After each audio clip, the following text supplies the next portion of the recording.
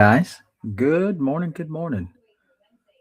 How are you all doing on a Monday, guys? You have reached Real Life and Law. I hope you all are up this morning. We're just going to sit around. I am streaming from three platforms: FB, TT, and YT.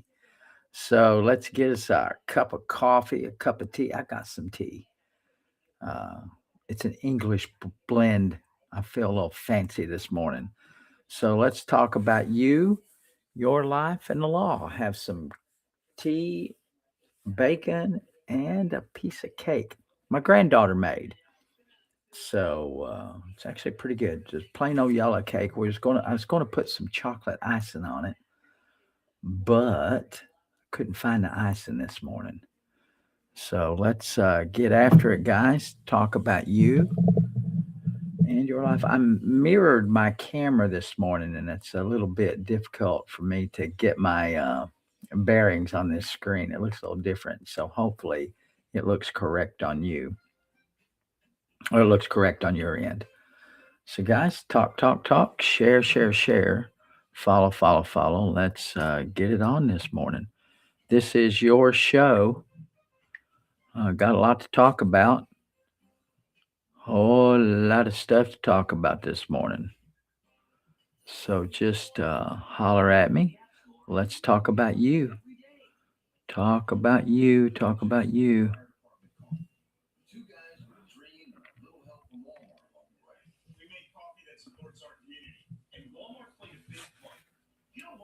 Somebody let me know that we are up and running this morning. Just tell me hi. Tell me what you're doing this morning. And more importantly, if you get on here, tell me where you're from. Just let me know where you're from.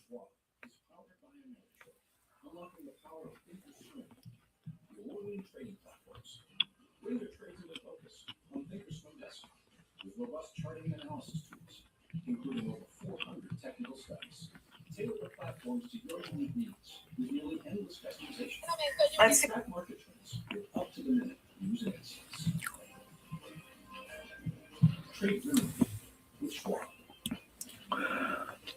Let's get after it this morning, fellas. You have reached Real Life and Law. Uh oh. Somehow my headphones aren't working. Hold on a second, fellas. My headphones are off. I thought I had everything set up this morning. There I go. What's up? I can hear you. Thank you very much, fellas. I can hear you on TT. Just my ears just came through, fellas. I see the chat is popping this morning on TT. So let's go, guys. Let's talk. See what's going on. It's a little weird. This screen is mirrored, so it looks funny. What I have to look at the camera a little differently this morning. Everything that's on the right side is on the left side when I'm looking at you. So,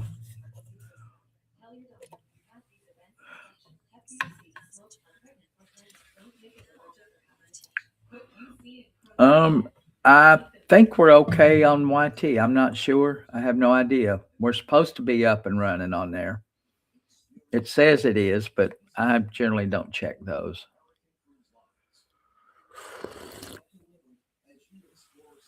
It's awful hard for me to do that, so I generally don't. So, guys, what's happening in you? Did hopefully everybody had a good Easter?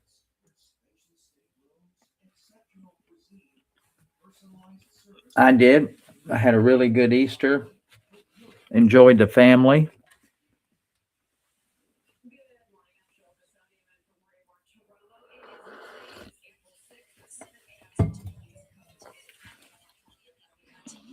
I can hear you, Keith. Thank you very much for the sound check, my brother. I can hear you loud and clear. Hopefully, I'm coming in loud and clear.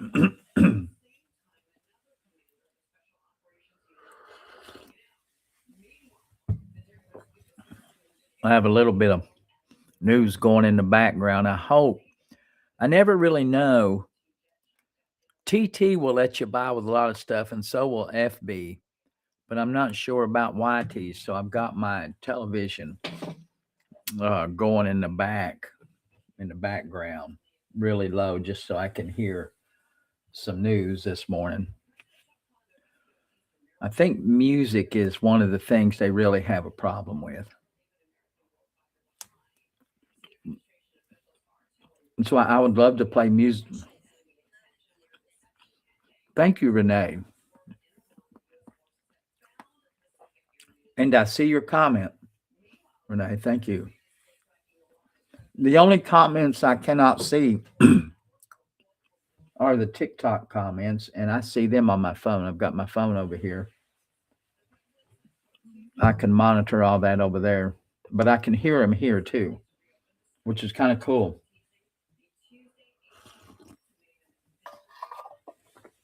I'll be here a couple of hours, fellas, or until we just completely lose damn interest. You know, if you lose interest here, but damn it, I'm about ready to show myself on my shirt here.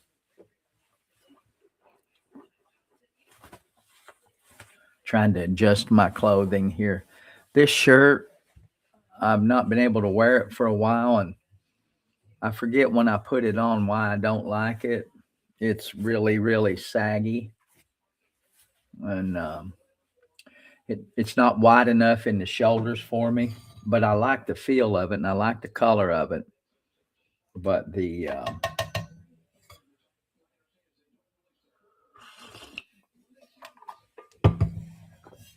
it doesn't fit completely correct, and it's a pain in my ass. But I like it.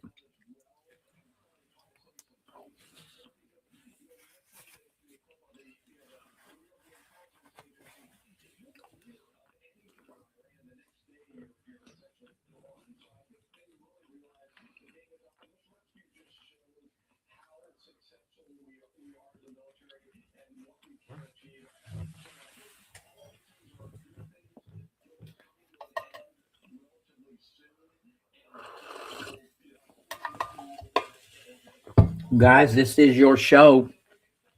If I have to remind you,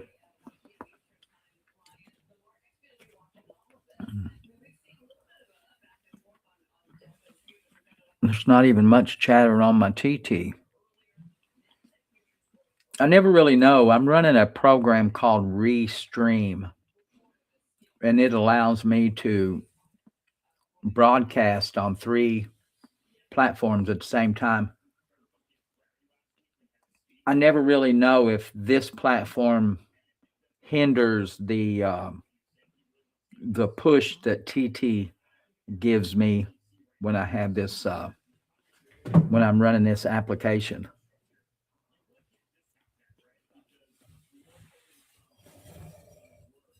Today is a running day.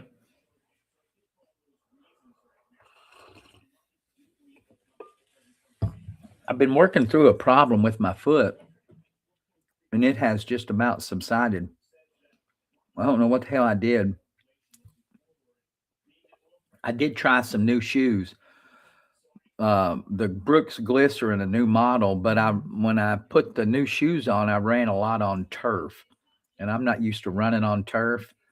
And I think just the different types of muscles you use when you're on turf as opposed to concrete or asphalt might have caused me a little bit of an issue.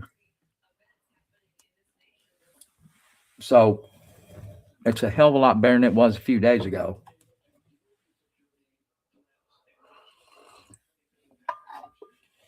And I started back my other I know y'all probably don't want to hear this, but I'm trying to fill time until somebody gives me a question. I started back my exercise regimen yesterday on an off day. I do a series of exercises, push-ups, crunches. I did, I think yesterday, 300 crunches, about 40 squats with 20-pound weights, some resistance band workout, bunch of crap. Trying to keep the old body toned up. I have a doctor's appointment tomorrow.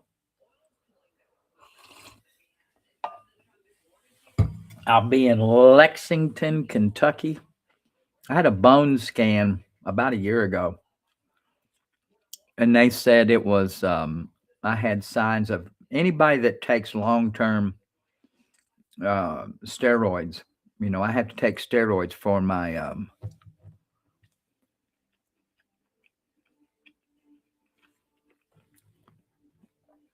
I have to take steroids for my um,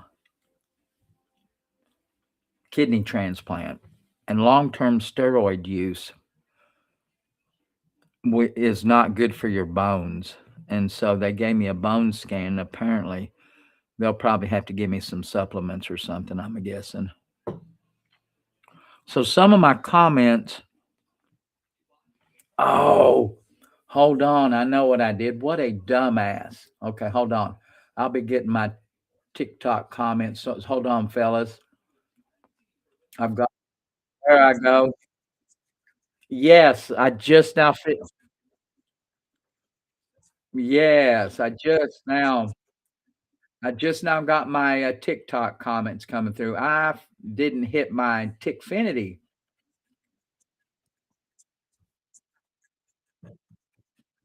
So I just got my TikTok comments. I can hear now, Bobby. Thank you, Alexandra. Yeah, I didn't have my Tickfinity on,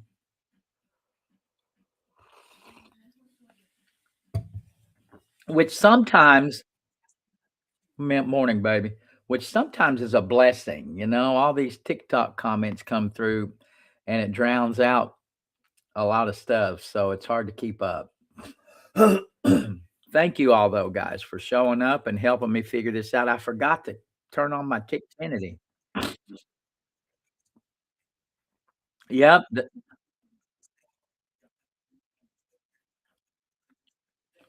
Thank you. What's wrong? Is it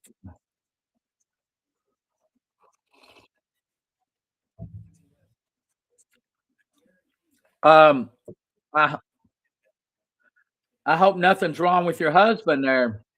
Um I hope nothing's wrong with your husband. Someone wants to know in the chat if if you get a ticket and they get information wrong, do they throw it out? They won't throw it out unless you go to court.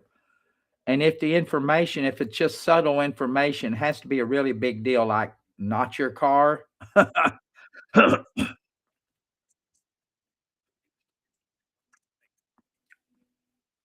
Well, you're a good wife. Yay for you. Good job.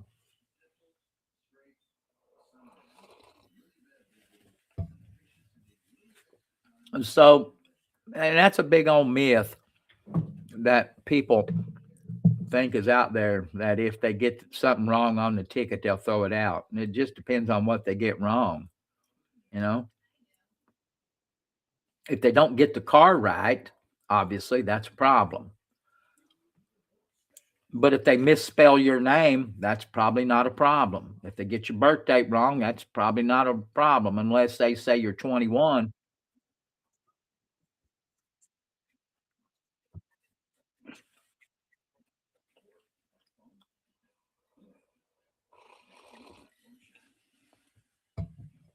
You still need to show up to court or they will issue a bench warrant a lot of times. So show up to court. The cop might not show up. If a lot of that stuff is wrong, you just show up to court and say, that wasn't me. All this stuff is wrong. This car's not mine. I wasn't in that county. So you can make your defenses, but show up because the police might not show up. Well, when I prosecuted in Mingo County, West Virginia, that was one of the things I didn't like. Is I always told the officers, if you're going to write a ticket, you damn sure need to show up because if you don't show up, I'm going to dismiss the case. A lot of these, especially young officers, you don't see it a lot with older officers. Younger officers will write all these damn tickets and they'll not want to show up to court, especially if it's on one of their days off.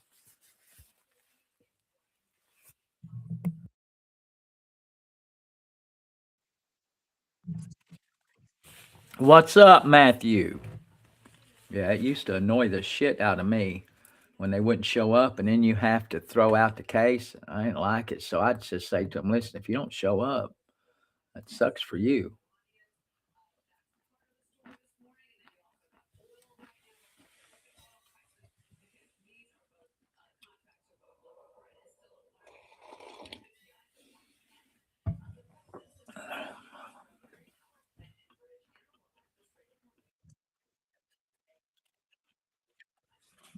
I think Matthew is still looking for his father. For those of you that don't know, in the chat, we got a bunch of regulars. Matthew Thurman's one of my regulars here, and he's looking for his father. When he first came on my show and asked me to find his father, I thought he was a prank. I thought he was just crank calling me.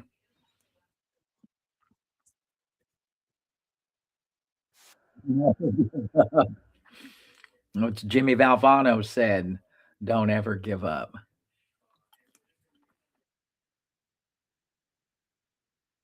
RCP is in the chat. RCP, good morning.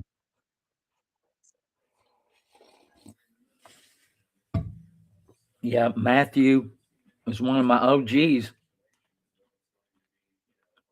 Yeah, when he first came on, I was kind of pissed off at him. Yeah, I got chilly again, dag nabbit. That's why I'm waiting a little later before I run. Oh.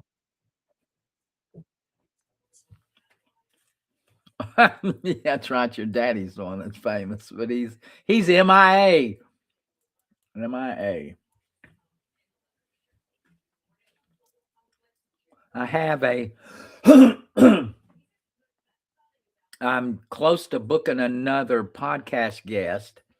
I have the archaeologist coming, but I also have a fella who is an expert in mining industry. He's a contractor and he's a miner.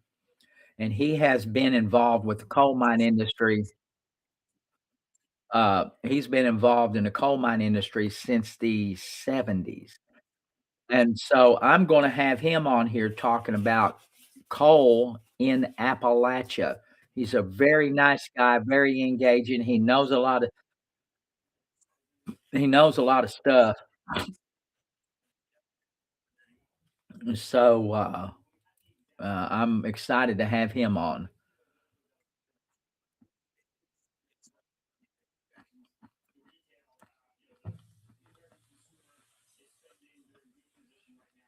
He's been all over, and he's a big baseball enthusiast. I wanted to have him come in and talk about baseball in Appalachia. He's a very well read and educated Appalachian historian. And so, but I wanted to come on and talk about coal mining, and we'll talk about the coal industry, some of the myths, and the future of coal mining, which hopefully you'll find it interesting.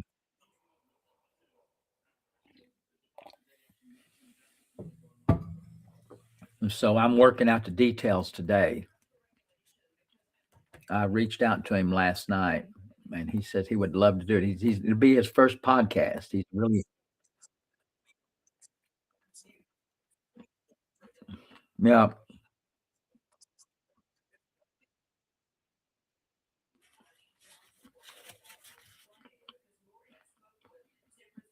Guys, good morning. In case you don't know, if you are on YT or FB, good morning. If you're on TT, good morning. I usually do this. I'm going to be doing this on Mondays and Wednesday mornings, so put it on your calendar. Monday and Wednesday on all three platforms. The rest of the time, I'm going to be on TT. It's not going to be for subscribers only. No, although I will probably do a subscriber chat just for that one, just a subscriber chat. But anyway, that doesn't matter. Just log on and look up, and you'll see it. You'll be able to see the chat. When I have my podcast, I don't pay attention to the chats. In fact, I might turn them off on my earphone because there's so many of them, and we get a lot of rude people. Uh, and while I'm trying to interview, it's awful hard to talk to somebody when you've got a lot of input coming into your ears.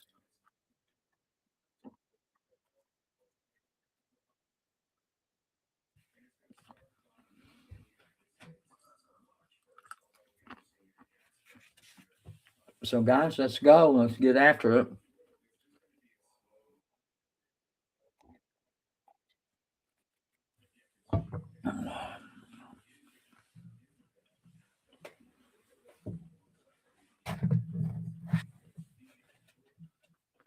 It's a good day to be alive, fellas. I get the allergies, my eyes get itchy.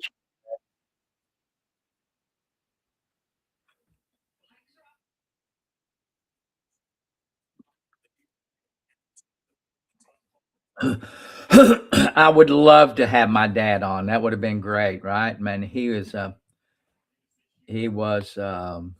quite a fella, a very talented man. Did a lot of stuff in his years, and didn't have to pass away. He was a smoker. He was a chronic smoker, and had he not smoked, he'd probably still be here today. Believe it or not, he was very healthy, other than his lungs. He had emphysema, and he was a chronic smoker, and just his heart couldn't stand it.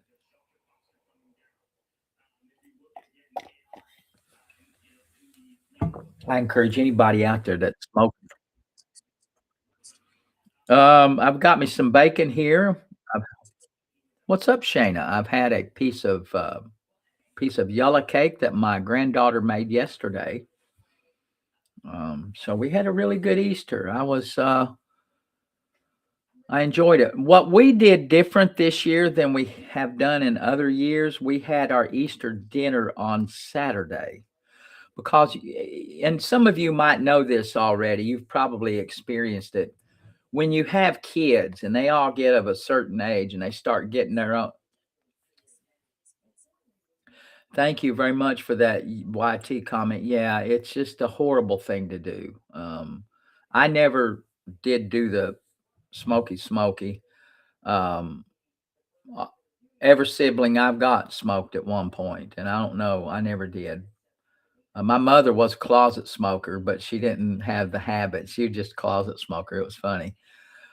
But to finish the thought, those of you all that have children, and if they're of a certain age, when once they get older, they get their own families. And as a counselor and as a lawyer, what I have found most important piece of advice to give people, especially when you go through a divorce, you go through a tough time and you split up, pick a day that is not the holiday for you to do your family traditions. Because when your kids get of a certain age, they all got lives, and everybody is tugging at them for that day. Everybody's tugging at them for Easter. Everybody's tugging at them for Thanksgiving. Everybody's tugging at them for Christmas and any other holiday, except, of course, 4th of July. You can't change that. But what you can do is schedule your time with your family at a time that's not that time that everybody's tugging at them. Give them a break. And so we do that with our kids. So Easter, this past Easter is the first time we did it on a Saturday because they all got, and they want to develop their own traditions too on those special days. And so, cut them some slack and yeah. So thank you. Is it Ladian?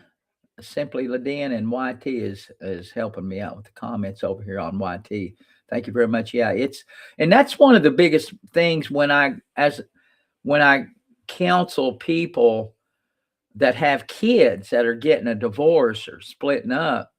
I say your kids don't give a damn what day you celebrate Christmas. They don't give a damn what day you celebrate Thanksgiving. They really don't give a damn what day you celebrate their birthday. As long as you acknowledge it, You go out of the way a little bit, treat them a little special during those days, and have your own day where there's no nip and tug with those kids.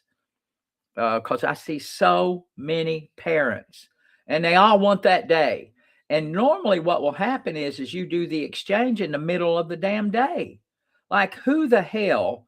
If you're a kid, think about it. If you're the kid, who the hell wants your Christmas day to be split up in the middle of the day at 3 o'clock, and then you go shuttle off to the other parent's house? It's absolutely stupid.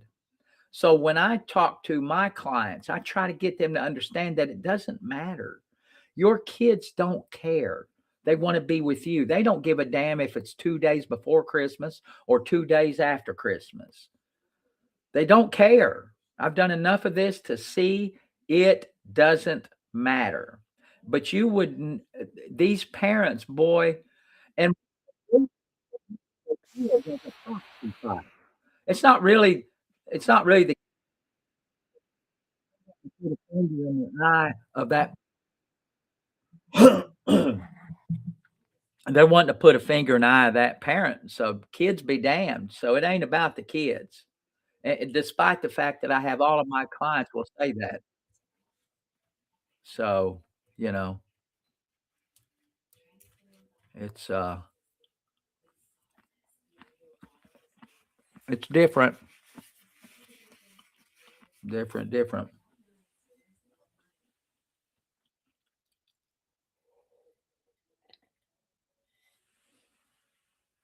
Miss Tanya, I don't know what that comment meant.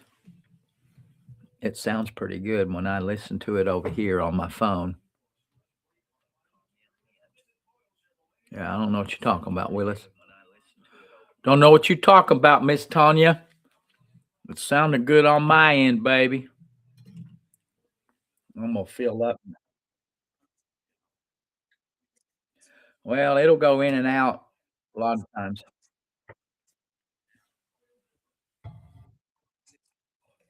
What's Thank you, Shana. Yeah. Well, I try not to mess with this mic. Um, I'm going to get me another mic, although this is a good one. The connections on these suck sometimes. What's up, Steve? How are you doing this morning in the chat, guys? Let's get us some activity going. If you're on the YT, let me know if you've got a question or a comment, anything you want me to try to give my opinion on. I'm happy to do that. Lawyers have a shit ton of opinions, right? It is free. I've got a newsletter too, fellas, that's free. If you go to that little paperclip thing, in my bio, I have a newsletter. A new issue is going to drop here soon.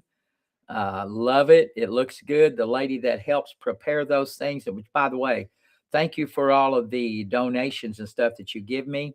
I would prefer some of these platforms take a whole lot of those gifting monies. So I would prefer, if you really feel compelled, you can look at my merchandise. I would love you to take a look at that. You can also do a Cash App. I've got that. It's on my paperclip thing. They don't like me to say LINK. So that little paperclip thing in my bio, you click on it, and you can find a way to send a $2 or $3 donation. Help me get a cup of tea. I would prefer that over the other ones. Some of these platforms are taking a lot more money from these creators than you really know. Yeah, that pilot rescue is just an amazing. Listen, guys, I don't care what you think about the current president. I really don't care. Um, I like him sometimes, and sometimes I can't stand him. However, our military is the best in the world. When you understand the scope of how they rescued that fella and all of the things that were involved in that operation, it's truly mind boggling. If we remember, if you go in the Wayback Machine, Jimmy Carter tried that, and it was a horrible disaster. after the military disaster when Jimmy Carter tried to get some of our hostages out of Iran, there was I think we might have lost 12 or 13 servicemen, maybe even more. We learned a whole lot during that little escapade, and what they did after that, when they analyzed all the problems, that's why critical analysis is so important in your own life. Even when you're having a problem, if you don't have the ability to truly look at what you've done and analyze what you did, you're never going to get better. You're never going to you're never going to fix the mistakes. So what we did after that little episode there back, I think it was maybe in 79 or 80, 79, I think, um, when we had all them servicemen lose their lives because we was trying to rescue them.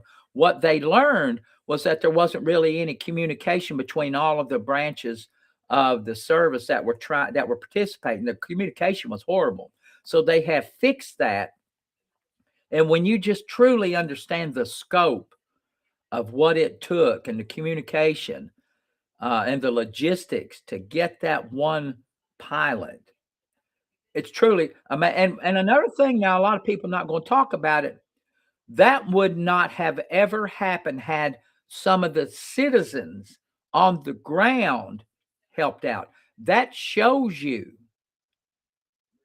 what's happening there on the ground, because if those people were really antagonistic against the United States, that would have never happened. Would have never happened. So I don't care what you think about this president. You can hate him, that's fine. But you've got to admire how that all that stuff came down. Truly an amazing feat.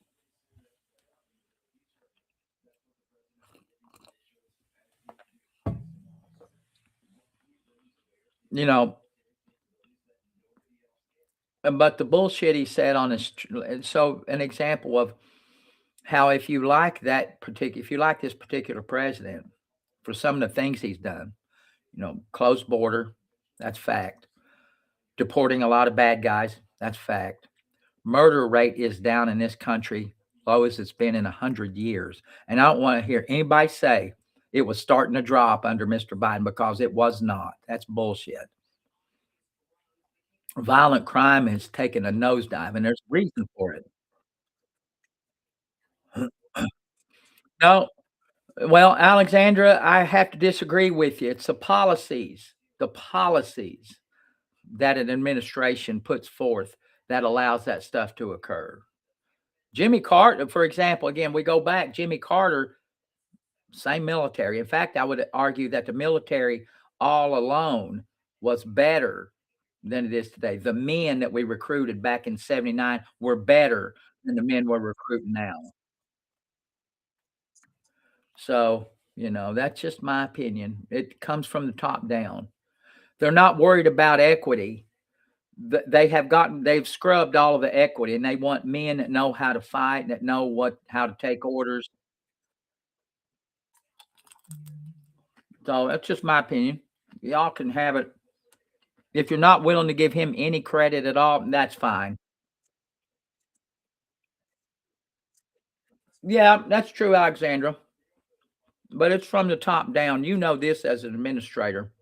If you work in a company, what happens at the top trickles down to the bottom in any organization.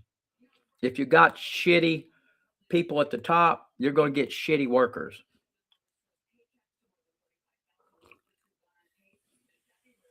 And fundamentally, I just found that to be true. In fact, when I taught school, when I was in the school system every day, I had a program. I ran a grant program to where it required me to be in schools a couple of times a week, different schools a couple of times a week. I could walk in the doorstep of any school, and in 2 minutes, I could tell you if they have a strong administration or a weak administration. 2 minutes. I walk in that door, I can tell if the administration is strong or if they're weak. 2 minutes. And you can find, and that is true in any organization. If you hang around just a little bit, and if you're in tune to that kind of stuff.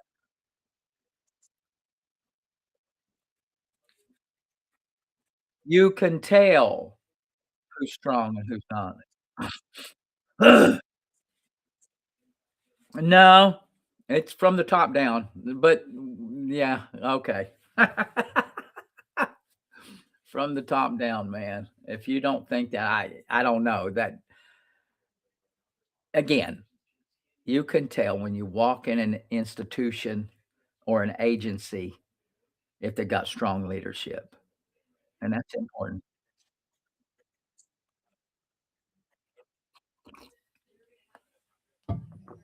No, again, you let's use your firemen. You can tell if the firemen don't do their job, they've got weak leadership.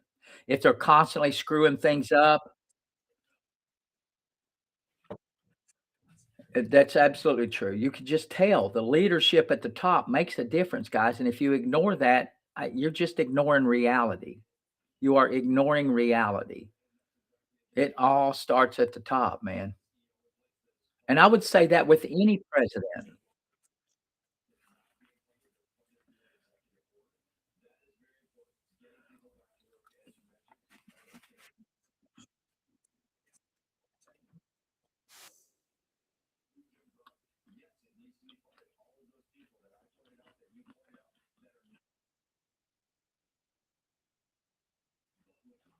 No, Stephen, I'm sorry for you, buddy. What happened in Iran wasn't a single act.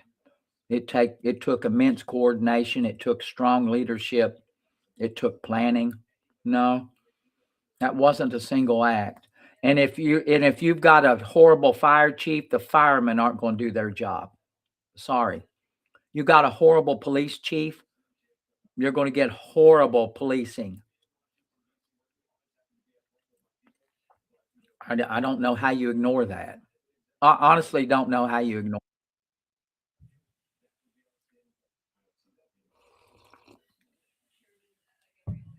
in your job. If you have weak leadership, people aren't going to meet their goals. They're not going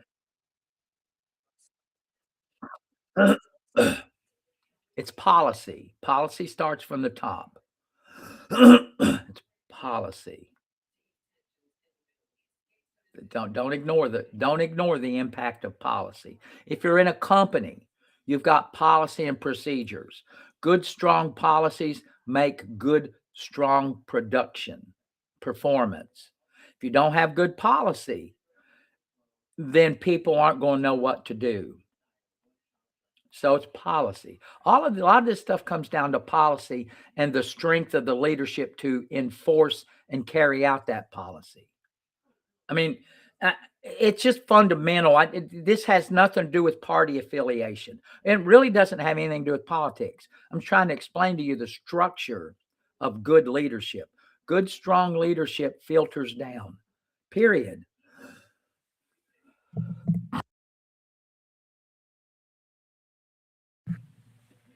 If you ignore that, that's fine. I'm just telling you what my experience is. And it has nothing to do with politics. Policy and procedures, personnel policies, handbooks, good strong policy leads to um, management. If you got a good strong policy, and if you're that's right.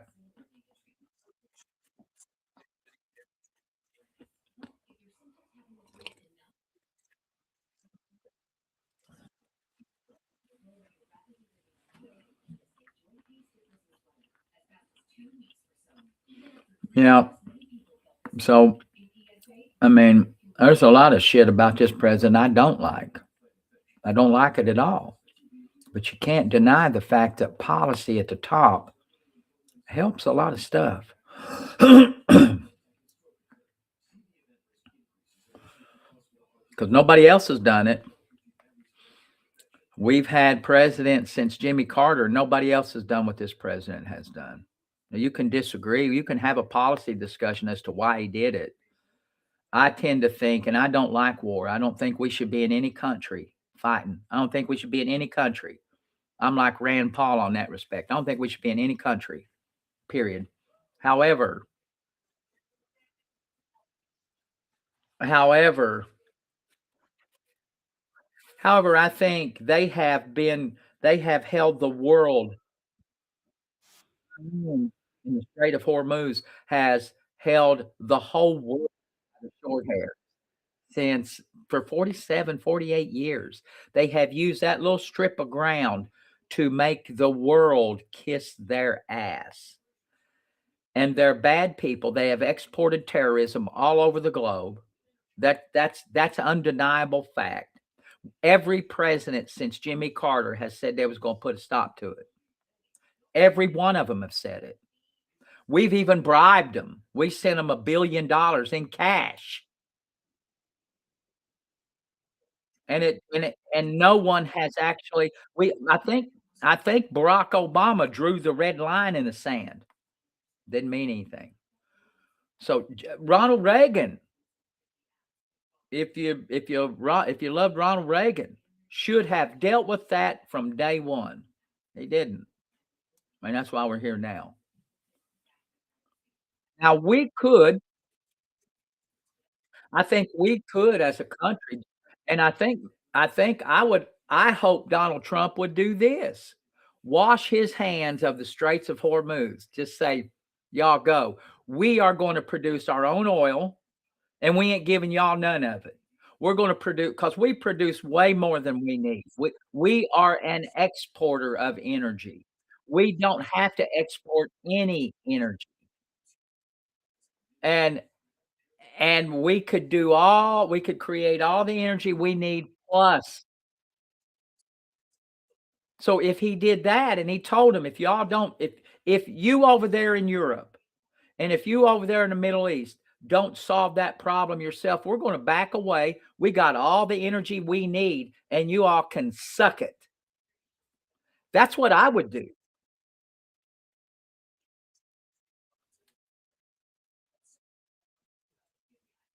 We only get, I think, 2% of our oil from there, and we don't need to. It's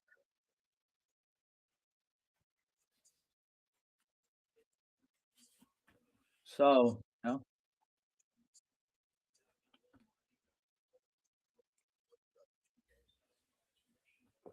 we don't need nothing that goes through there. Sorry. Nothing. Nothing. There's very little that we can't get somewhere else that goes through there. Very little. But oil is the big factor. Oil is the driver of a lot of economies. You shut off the oil, and a lot of these countries will go broke. Not us. And if they didn't chip in, I'd leave. I'd say, y'all have fun. I'll see you later.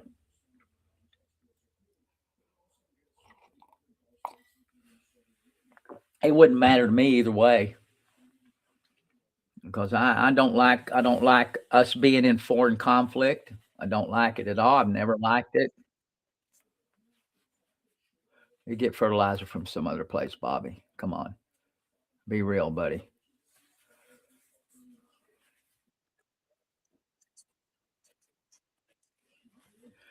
He promised to close the border. I think that was a big one. He promised to lower the price of eggs. Those two things he's done. No border crossings. The price of eggs are down. Inflation is down. Interest rates are down. So,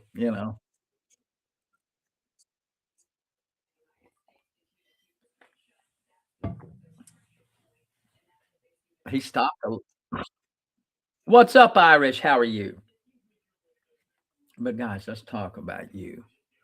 In fact, I think our gas prices fell about 20%.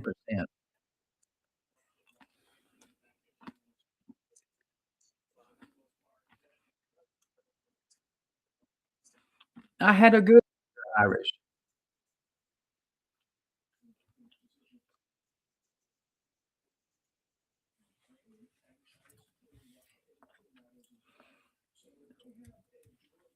You know, the Supreme Court made a couple of big decisions last week. I don't know if y'all's paying attention to it, but they made a huge decision on a counselor's ability to counsel a child and use their own modality.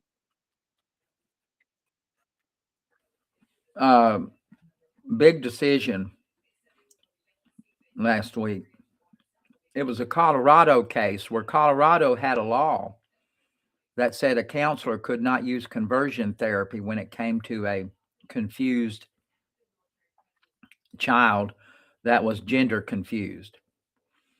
And Colorado had a law where you could not use conversion therapy. And all conversion therapy is that you allow the child to talk about their feelings and try to guide them in something that's appropriate for that child. Colorado says, no, you can't do that. They said, anytime you talk to a child about those issues, it has to be this one way. You have to let them go, support whatever it is they think. And there are some people that just don't believe that. You don't support something that you think might cause that child some harm. You just don't support it. But you allow that child to explore and discuss options and look at availabilities of other things. Colorado said, no, you can't do that. Well, someone filed a lawsuit and said that's getting in the way of their freedom to do their craft, whether it could be religious. And and and Supreme Court says, no, you can't. You can't make that kind of a law. Let that therapist do their thing, which was a big deal. Only one justice voted against it. And of course, we could guess if I gave you one guess, you'd probably guess who voted against. 8-1. It was an 8-1 decision. That's how you know the Supreme Court works. 8-1. It wasn't, split. And they have a lot more. There's a lot more decisions that the Supreme Court agree on as a body than they disagree.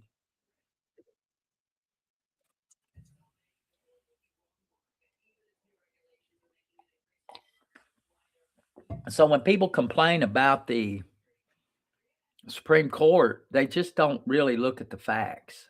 The Supreme Court is probably the best institution that our founding fathers created.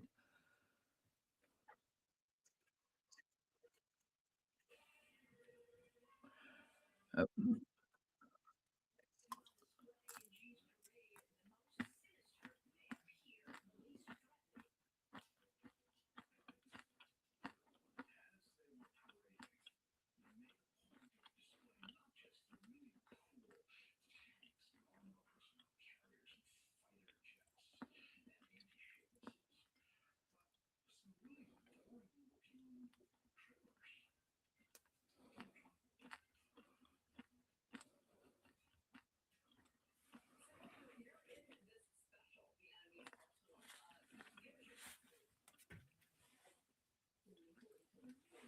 Let's go, guys. Come on now.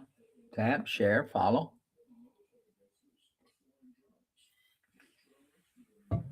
Subscribe. And if you have a real issue, maybe you can call me and we'll talk about it. You got to let me know what it is first, and we'll call and let everybody learn. I don't mind taking a call or two this morning.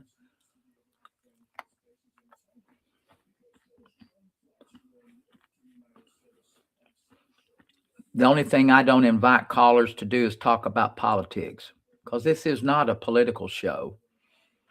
And what I talked about earlier really isn't politics,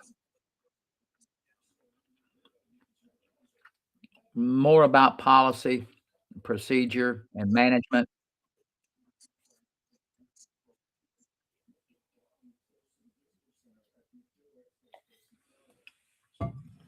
Oh, yeah, we got a lot of Steves in here.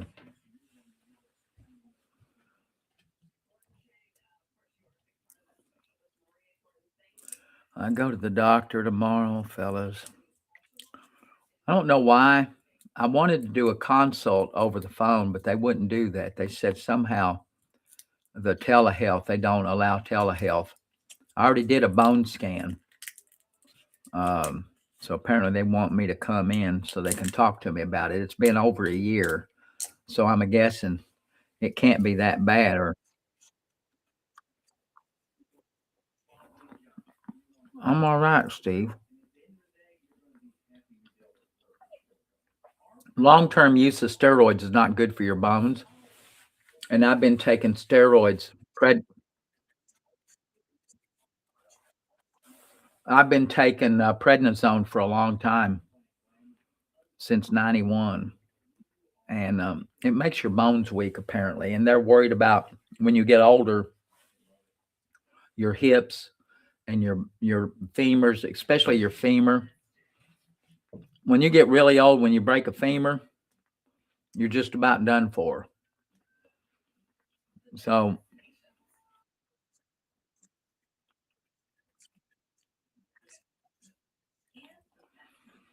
they did a bone density scan, at the University of Kentucky about I think it's been a little more than a year ago, and there's some supplements they can give me. I'm guessing that's what they're gonna do.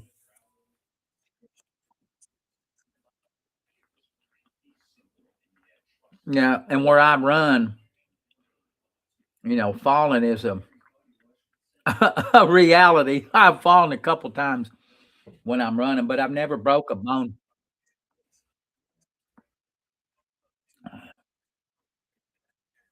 No, I don't have the scale. No. And there's some supplements I think they'll probably give me. My brother-in-law had a lung transplant, and his the progression of his bone loss is accelerated. He's only had a transplant for a year, and so they put him on some supplements. I thought about taking them myself without the doctor, and I thought, well, I'll just wait and see what the doctor says. But I suspect they're going to put me on some supplements, which is fine. My kidney is failing. We know that. And I will need a transplant sooner or later. So I'm just trying to hold it together until then. I broke my wrist. I broke both of my wrists falling.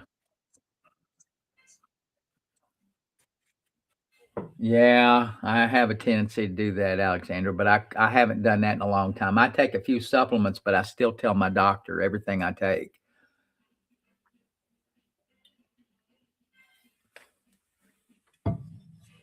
Like I take these super beats, that's what I'm taking now. And I take a vitamin B, extra vitamin B. I take multivitamins, two multivitamins, and that's it. And I try to, I try to eat a good diet. And I've had two kidney transplants. Yes. Fish oil, you know what, Alexandra? So I'm gonna tell you about my fish oil. About 6 years ago, my kidneys took a really big dip. They got me ready for another transplant. This is about 6 years ago. Was running a lot of high miles. I mean, I was probably getting around 60 miles a week. I was running a lot. And it was in the summertime. It was in the summertime, and I had at that point, I had been taking fish oil because they have found, and my doctors believe this, and they tell me to take them. I was taking fish oil because it does help protect my kidneys. So when I got sick, my kidney function it was near 20%, 20% function, and they will transplant you at 20%. Once your function gets to 20%, that's when they transplant you. So when I got really sick and my I lost about 25% of my kidney function about 6 years ago, which was already bad. I was only working at about 50% then, so I lost about 20% after that. I got pneumonia, I got the C19, and I don't get sick like that, so I was sick, and so my kidney took a beating, and so at that time, I had a consult with the doctors, and we got ready for me to get another transplant. And, my daughters got tested, and I got on a transplant list, and so we were getting ready to get transplanted. And so my doctor says to me, he says, "Hey, you're."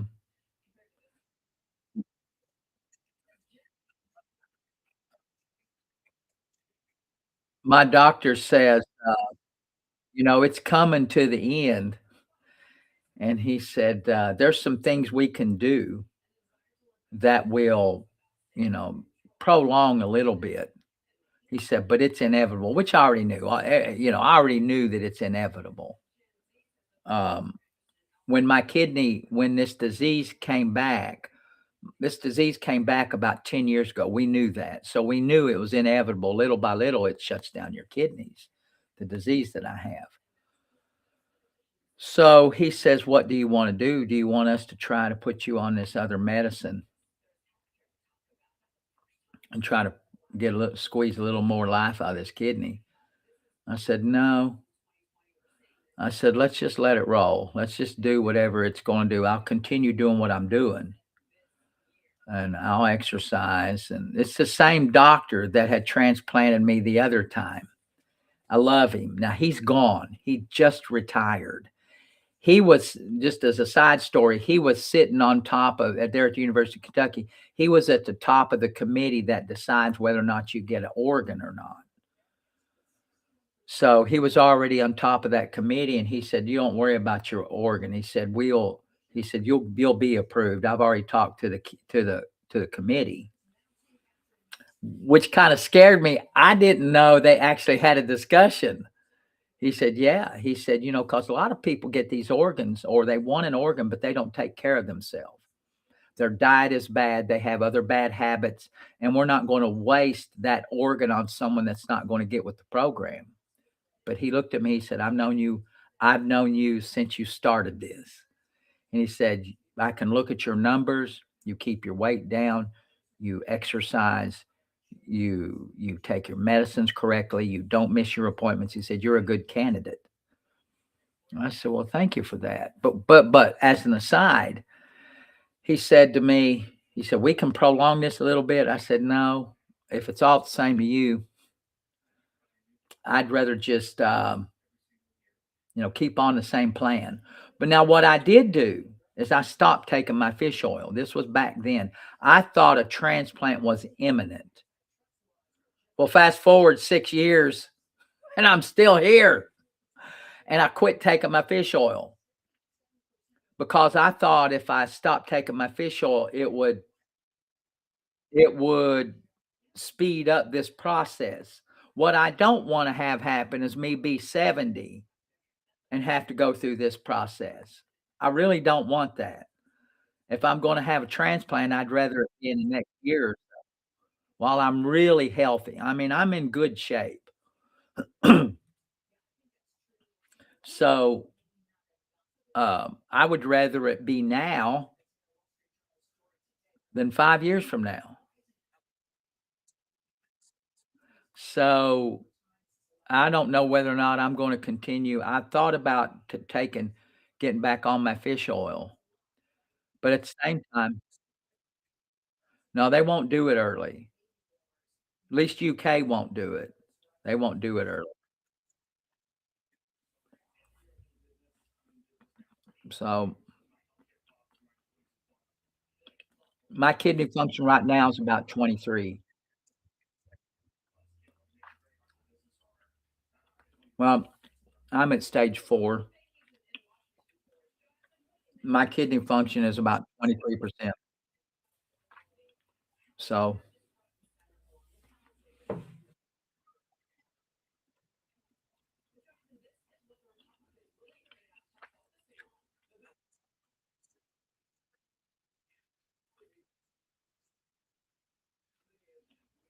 yeah, I've explained that to him, Alexandra, but, you know, again, we talked about earlier about shit from the top down. Their procedures and policy don't allow for that. It's a good hospital. They've got a set policy, they got their procedures, and, I don't know that they're willing to waver from it. I suppose I could probably find a hospital that would do that, um, but I trust them. Oh, they know a hell of a lot more than I do. That's why you know, that's why I defer to them. Mm.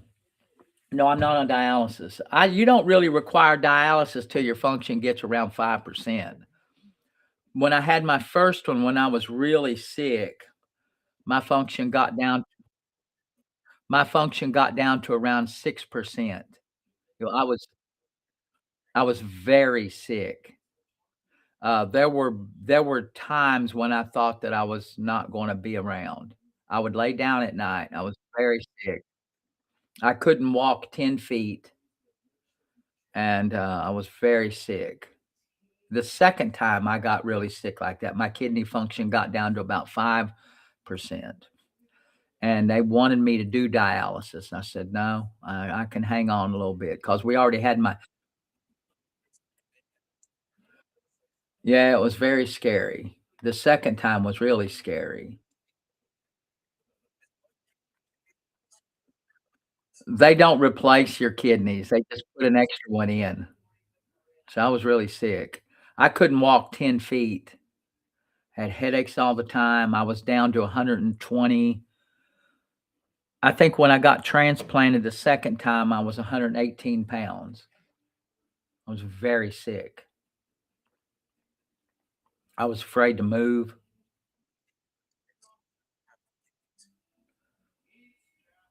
Yeah, 2 I have 4, but 2 of them don't work. They quit. Yeah. Yeah, I was afraid to eat. Mentally, I was afraid to eat because every time I eat, I get a headache. So, yeah, it was scary. I laid down literally every night. I would tell my wife, I said, "I'm not sure if I can do this." And, so it's just I'm a fighter, man. Yeah, they leave the ones that ain't working in, yeah, because it's a risk to remove them. It's another procedure. No, they don't, they just leave me in. And, I've never I don't quit anything. I don't quit. And I just laid down and I just, yeah. You don't never know what you're gonna learn here, right? You're gonna learn something new.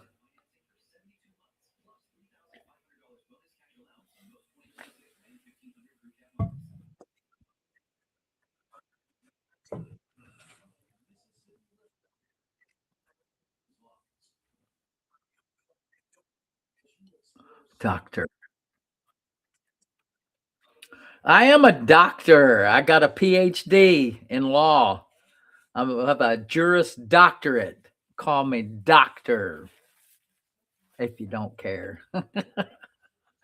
I see a lot of lawyers that wanna be referred to as doctor. I have I have a friend yeah, I have a friend that's had 5 transplants. So,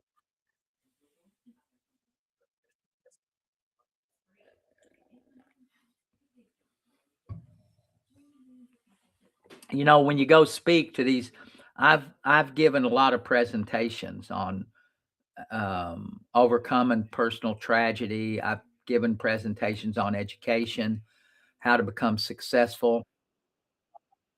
I've given presentations on abuse and addiction, and, you just and I always put a part of myself in every presentation I give just to show people who I am and what my mentality is like, and, in my bio, they say, "Well, what do you want us to call you?" I said, "Well, just call me Eugene.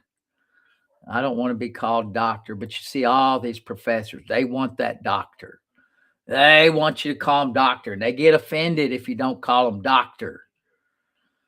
Like, I got other shit to worry about than what someone calls me.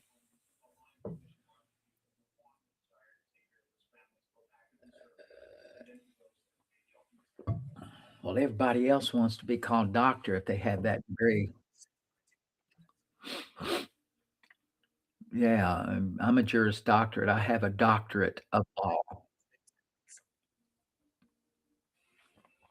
I suppose if I was making $30,000 a speaking engagement, I might wanna be called doctor.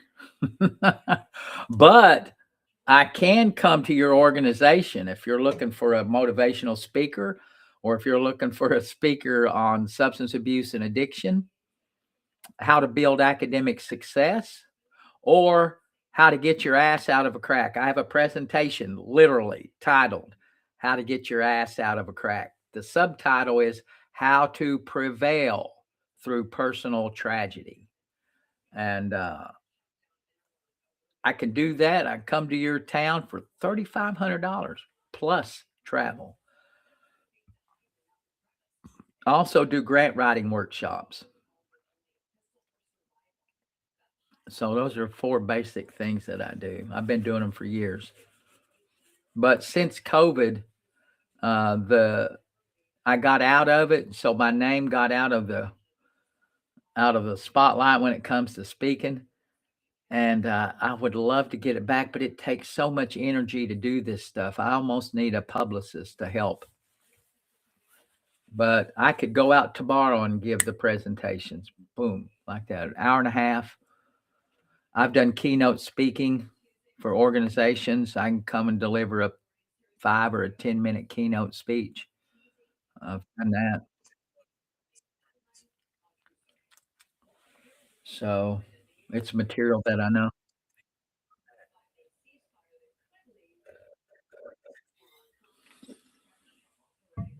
because it's really hard to get that stuff going again once you've been out of it. And I'm doing a lot of stuff.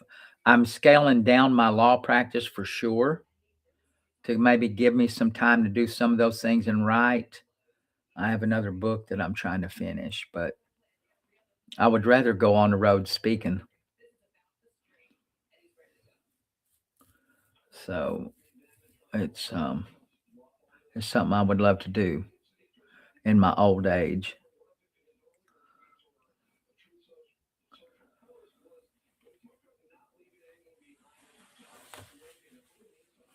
So guys, let's talk about you though. I'm going to run today, hopefully around 10 o'clock.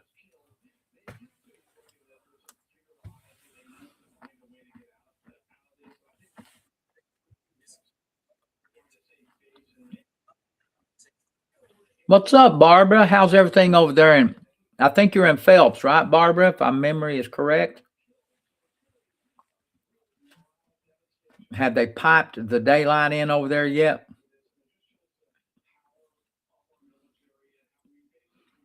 Where I live over here, they have to give us daylight. They pipe it in on a big old pipe. My books are on my link. If you go to my link, you'll see them. I think I've got an addiction and recovery book. I think it's the most expensive book I've got. I think it's $19. It's very good. I have a book that I'm using. It's called The Law of Addiction Recovery. That's the book that I'm using for my class, but it's a really good book. It's about my thoughts on addiction recovery. Uh, Very good. I've got a book on how to deal with a debt collector. I've got a book on how to write a grant. I do workshops on that one too.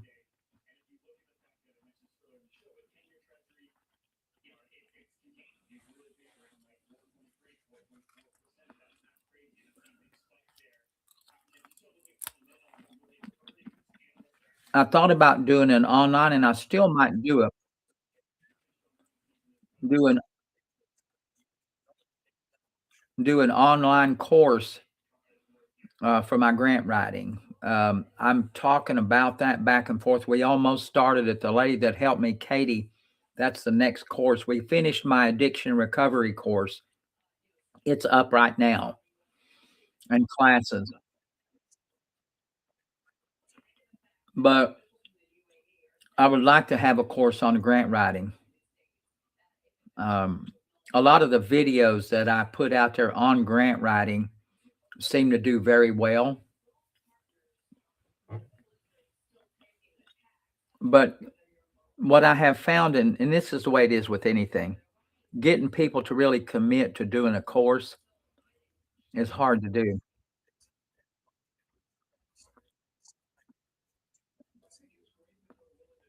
Grant writing can be a side hustle, but it's delayed gratification.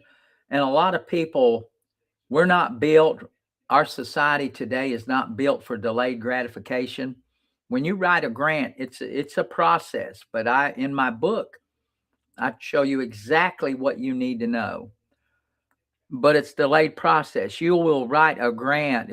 Might take you 2 or 3 weeks to write a grant, and you won't really know the fruits of that labor for about for about 7 or 8 months.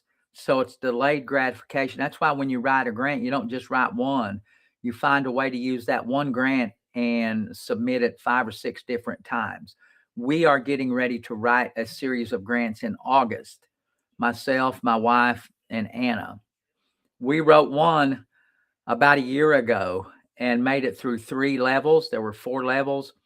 We made it through 3 and, did not we missed the cut by about 3 points. It sucks, but it was a good grant. I was proud of the work that we did. We just didn't make the cut. This was our 2nd time we wrote this one grant, and it just didn't go through, but we were close.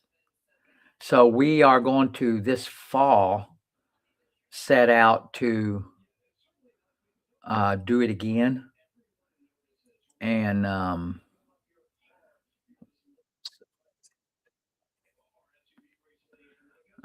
big grants. They're 300,000 and $400,000 grants.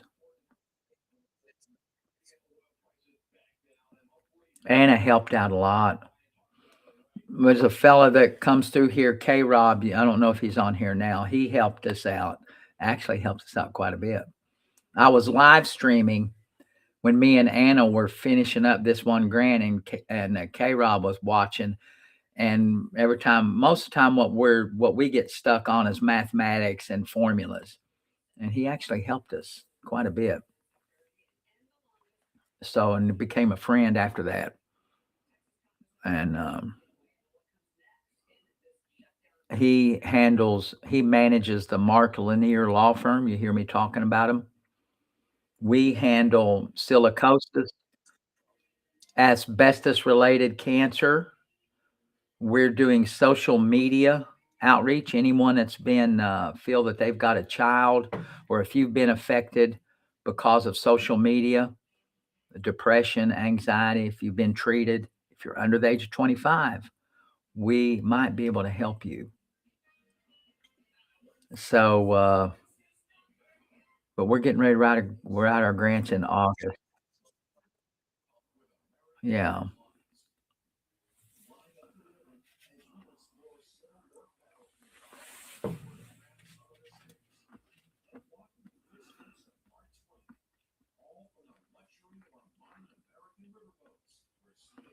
We'll try to do 5 miles today. It feels like a 5 mile day if my leg holds up. Thanks for the follow, guys. If you're brand new here, let me know. If you're brand new and you're looking in on me from wherever it is, let me know where you're from. If you are brand new, if you're already locked in, don't tell me because of too much comments. If you're brand new, let me know where you're from. Get my newsletter. It's free. If you can hear me, I probably have a paper clip from Louisville. Thank you. It's going to be about 55 degrees when I get out, which is real good for me. I like it. Get to layer up a little bit. Uh, I'm finishing up a book on Ernest Hemingway, a biography. It's almost done.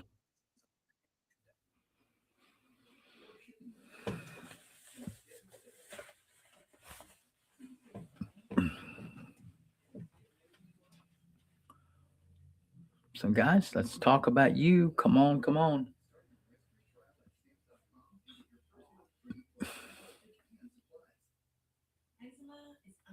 Anybody noticing my mirrored thing there?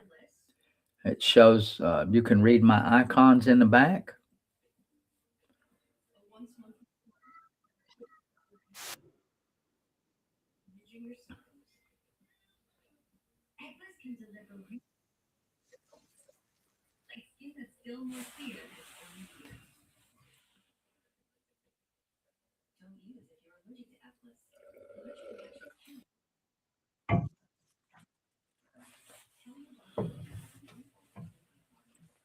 Thank you, Deborah.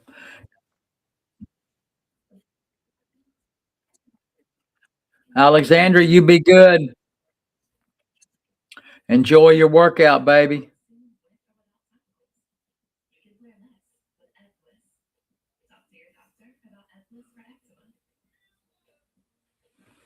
Guys, if anybody is looking in on me at in YT or FB, give me a shout out and let me know. You know, it's the damnedest thing on these other platforms how you don't get the exposure. I guess you just have to keep at it. And so I'm trying to get me a routine on Monday and Wednesdays, getting on my YT and FB and trying to build a following. I've got 2 people coming up on for my podcast. So, well, that's where the money is. YT is where the money is. And I think FB is trying to get in on the monetization. They're still big. FB, uh, YT is the driver. YT is the money maker, believe it or not. So it's the same thing, real life and law. I've got links to all those on my profile. If you go to my profile, you'll see all my social media icons when uh, you can see it. I don't think you can see it on my YT profile, but you certainly can do it on my TT profile and see all of them. And I would encourage you if you're watching and sub- you're not a subscriber to my YT, I'm asking you to do that. Yeah, yeah. But the thing about it is the barrier to becoming a paid person on YT, you have to have 4,000 hours of watch time. So I need everybody on here to go to my YT page and just run a few of my videos, my long form content, the ones where I have people interviewed. I've got about 25 of them. Load them up and listen to them. If everybody here listened to them, I would get my 4,000 hours. You got to have 4,000 hours. Yeah, it's hard to get a following, but I'm grinding it out. So, just like I did with TT, um, you know, I'm going to try to be regular Mondays and Wednesdays here, and I might squeeze in a Friday morning. I like these Friday morning conversations because if I get up at 6, I can usually go on about my day, be done by 9:30, 10 o'clock, and then go on about my day. And then every now and then, what's up, Borshi? And then every now and then squeeze in a TT because I like the TT. I like it. It's a good platform. You all have been very kind to me. And just, you all got to spread the word. You all got to share it with your friends. And if you've had an automobile accident, show me some love. I only get 20% on an automobile accident. Yeah, it's watch minutes. I don't know, or watch hours. They look at hours. I don't think it has to be watched all the way through, but my long form content, you will like it. It's not like this. My long form content, I have people that I actually interview and we discuss certain things like this mine engineer that I have is a you're going to like him. I've got a priest that I just interviewed on the death penalty. I've got um I've got a lady who was incarcerated in federal prison for 8 years. She is a very and she's still on TikTok. She's a big creator now. Lauren, the mortician, is huge. She's on my show, and I'm gonna ask her if she'll do another one. I really like her, and she gives a wonderful interview. Um, so I've got a lot of people. I've got a fella that does homeschooling, and he's a survivalist. I'm gonna try to reach out to him. I talked to him about homeschooling, so I might have him back to talk about his survival techniques. Yeah, I like the one-on-one interviews. I'm trying to get them.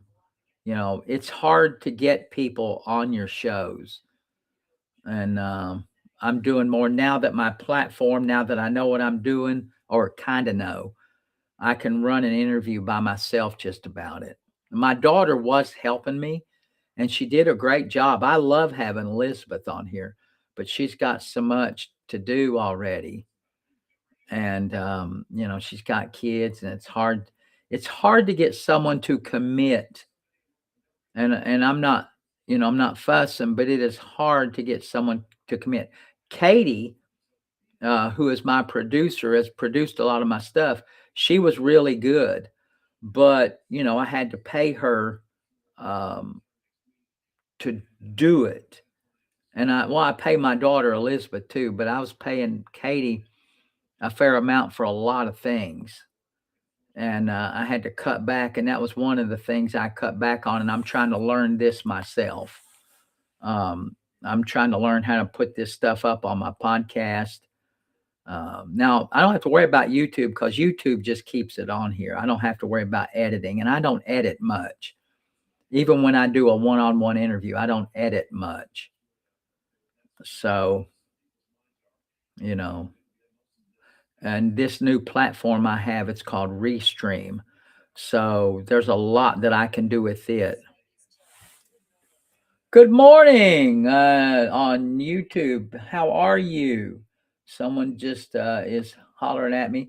Where did you and so, on my YouTube, how did you find me? Did I just show up or did you migrate over from one of the other platforms? I always like to know how people found me.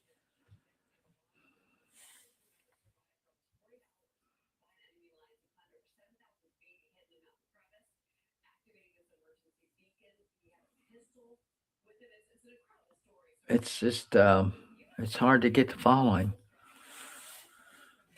But like everything else, you just show up. You gotta show up. The best ability, and I say this to everybody, young people particularly, the best ability you will ever have in your entire life is availability. If you ain't available, it don't matter what your skills are. You you've got to be available. What's up, Lenny? How are you this morning? Guys, follow me. If you are not a follower, if you're not a subscriber, go ahead and do that. It's free. I have a newsletter. It is also free. And if you get on that paperclip of mine and click on it, you'll see a lot of stuff. I'm all right, Lenny. Thank you, Sarah. Yeah, if you ain't available, no matter what you can do, no matter what your talents are, um, you just ain't getting it. You got to be there when the cheese is there.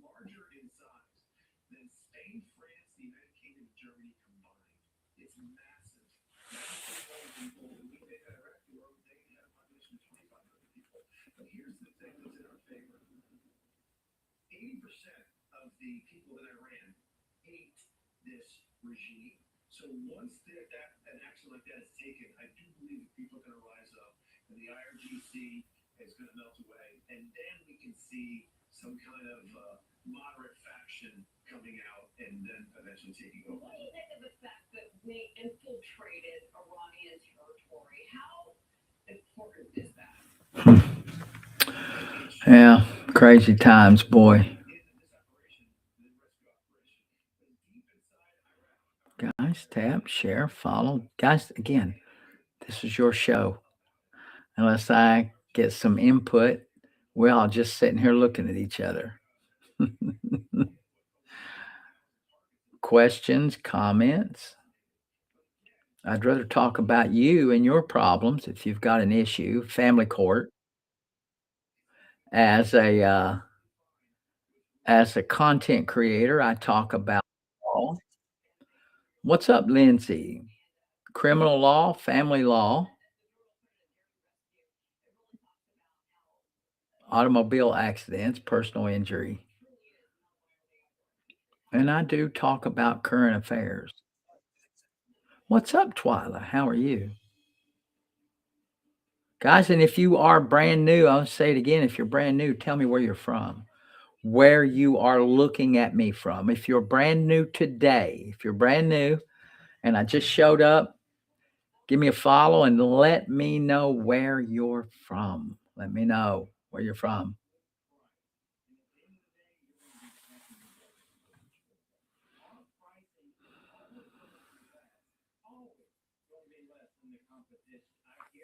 And I tried to thin my beard out yesterday. Didn't do a very good job. My razor was all jacked up for some reason.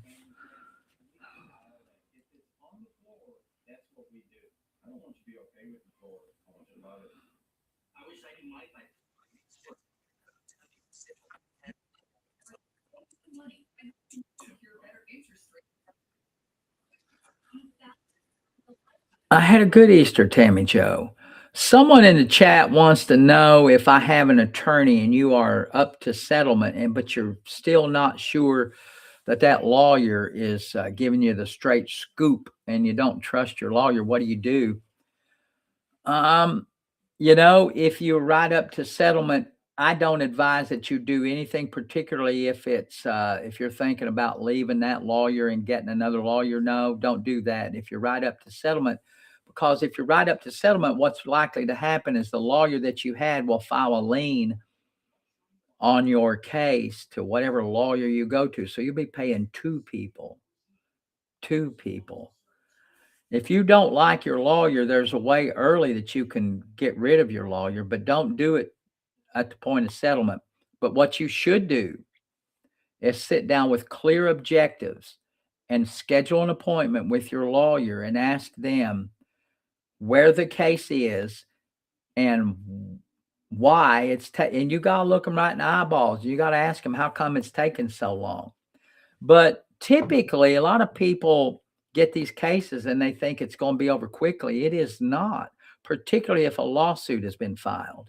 A lawsuit can add a couple of years to your case.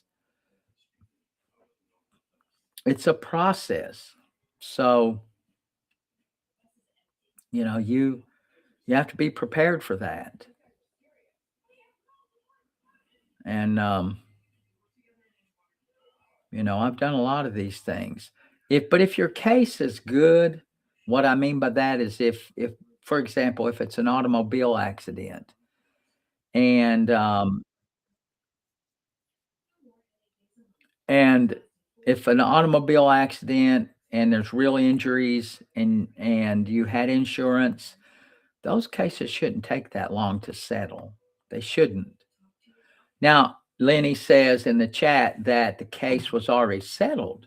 Now, if it's already settled, you should know that already. You should know how much you're going to get. That's what a settlement is. You should already know that. And typically, after settlement, 6 weeks is a long time to get your check. You should be getting paid within 6 weeks. An affidavit is a sworn statement. Someone wants to know what an affidavit is. An affidavit is a sworn statement used for the purposes of court generally.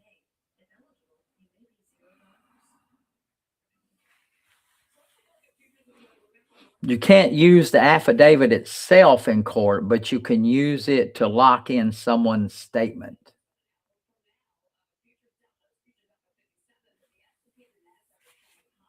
So that's what an affidavit is. I use them a lot. In fact, I'm getting ready to have one of my clients in an automobile accident sign an affidavit or write an affidavit saying her son was in the wreck, really hurt, wasn't hurt that bad, but he hasn't been behind the wheel yet again since the wreck. He's afraid, but he won't go to counseling. Well, now, from my perspective as personal injury lawyer, when you have a young person, post traumatic stress is a real deal when you get involved in an automobile accident. It's harder for a younger kid to reconcile what happened. And if they're not going to go to treatment, it doesn't, it's not fair to not calculate the damages for that kid. So what I'm going to do is have my client sign an affidavit saying that he suffered mental anguish, apprehensiveness. He won't get behind the wheel. He won't get in the car, which is what she says.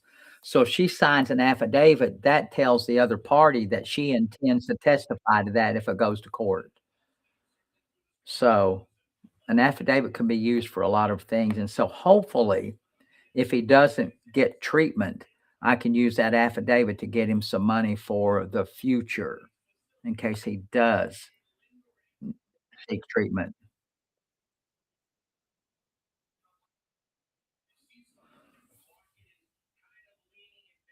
An affidavit's just a statement. There's nothing to respond to. It's a statement.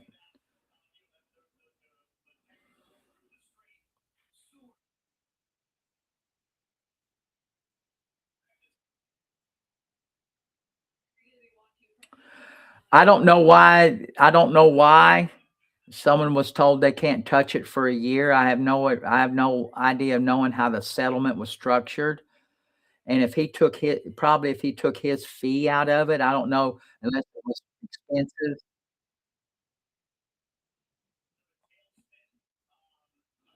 What do you mean? You deal with coordinate I don't know what you mean by coordinate. Someone wants to know how do you deal with coordinated retaliation. I have no idea. I know what coordinated retaliation is, but I don't know what frame that you're talking about. Sometimes I don't know what you mean. If it's in the workplace, then of course you probably have avenues through your personnel policy and procedures to deal with that. If it's in the workplace, it's easy. Just go to your handbook. If it's some kind of corruption with the police or something like that, you're welcome, Lenny. But a year, that's a weird structure. Corruption.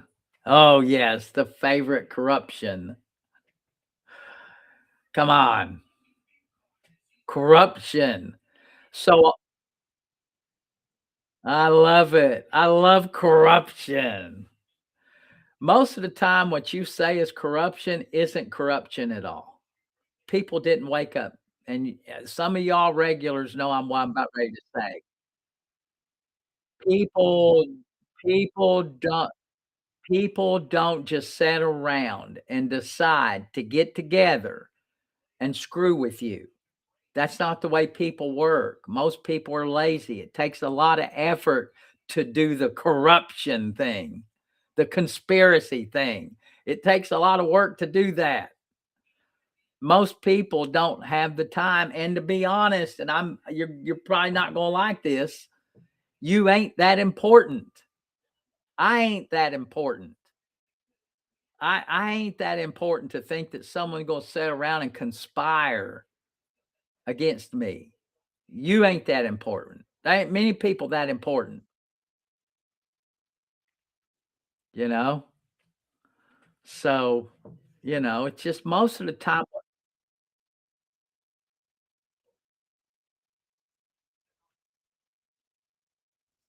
Yeah, I don't know. Corruption, but when you said corruption, you'll never know. You said corruption. Corruption usually implies that there's some type of conspiracy also. It's usually implicit because if there's corruption, there might be more than one person. Most always there's more than one person involved. Most of the time, it ain't corruption. Most of the time, it's just people that don't know their damn job or are lazy. They're poorly trained. The corruption is mostly just people not doing their job.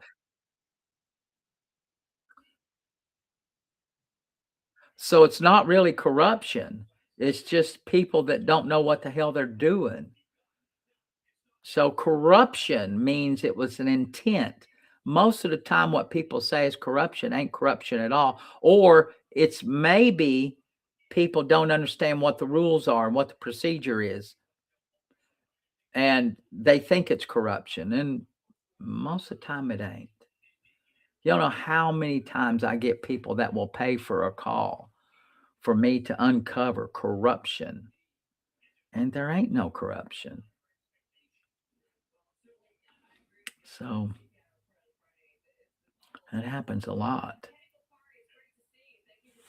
A lot.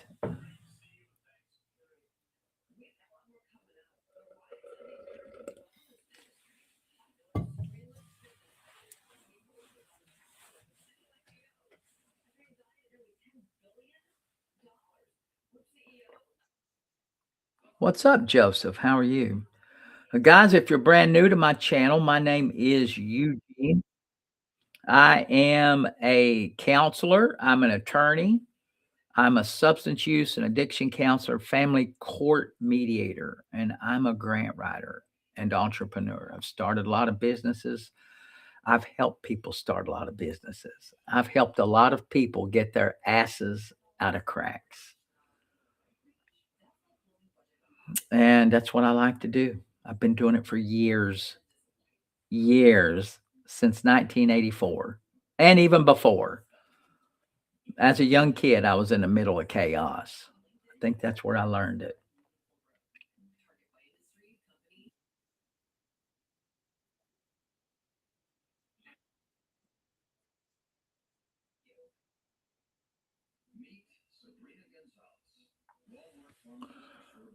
A TV subscription, you should always, so listen, you should always go through your credit cards. In fact,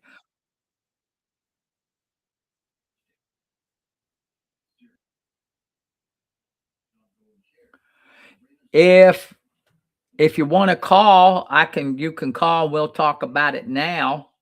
If you want to do that now, if not, you have to pay. Go to my profile, click on my link. Um, shoot, someone else had a comment, and I was going to address it. So, the credit cards. So, what I would do with credit cards, first off, you shouldn't have when you say credit cards. I think that's bad. You should have one good credit card, run all of your expenses off that credit card, keep the balance paid off at the end of the month, because this is what I do. Set your notifications on that card. Whenever it's used, you should be notified. If you see a transaction pop up that's not yours, you need to notify that company. Cards, credit cards is a bad idea. Get one card, use it for your businesses, use it for your personals. It's easy to track. At the end of the year, you'll have statements. You'll know exactly what you spent, you know, where you spent it. It's the best way. I have one credit card. One. I've had it for about 5 years. I run everything through it. Now it's got a high limit. I think it's got a $20,000 limit, but I run everything through it. So I don't have to worry. Everything. So, and plus I get cash back. At the end of the year, I'll get about $2,000 back from what I've spent. And I don't buy anything I don't need. So, uh, I can justify probably 90% of my expenses as a business expense. I keep my business stuff separate from my personal. So I have one credit card, and I advise everybody to do the same thing. One.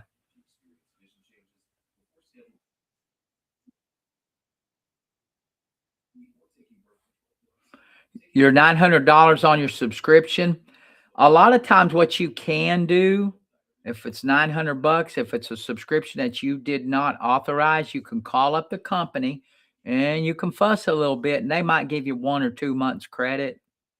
You should catch that stuff early. I don't know, you know, and it's easy to do when you subscribe, but that's why the burden is on you. Every month you get that statement.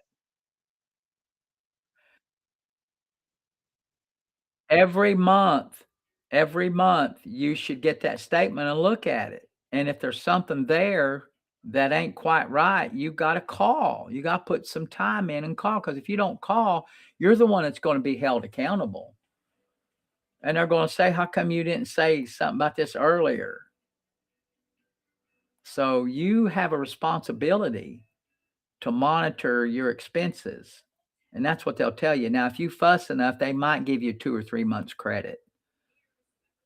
But outside of that, no, I wouldn't hope. I wouldn't hold my breath. One credit card is the way to go, and you don't need credit because you don't need credit generally. You just don't. If you're having credit problems, what you don't need is more credit.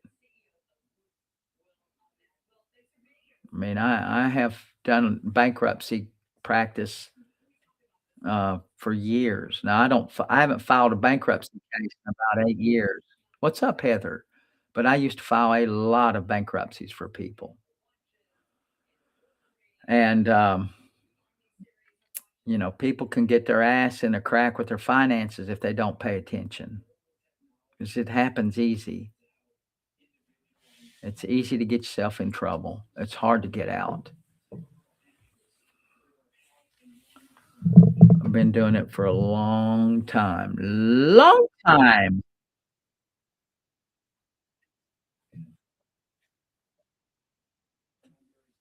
I have no idea what you're talking about, Willis. Temporal proximity. You went above my head there, buddy. Temporal proximity. that sounds that sounds kind of fancy. We ain't got time for fancy shit in here. We ain't doing we ain't doing fancy stuff.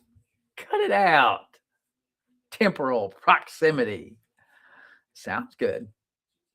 I don't know what it is, but it sounds good. What you talking about, Willis? Sounds bad. Temporal proximity. I like the way it sounds though.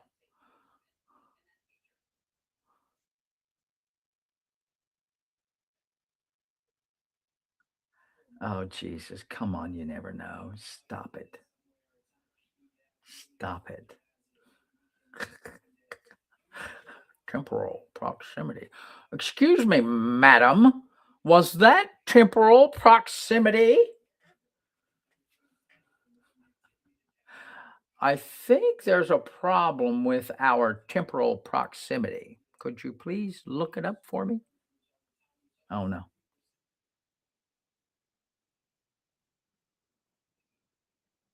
Yeah, yeah. If you're going to call and talk about temporal proximity, you probably wasting your money.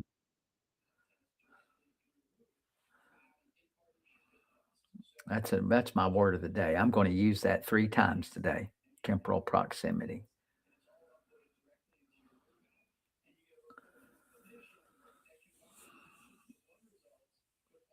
Guys, what is our next holiday? I guess is the next holiday. Oh, the Kentucky Derby is the next holiday, isn't it? Mother's Day.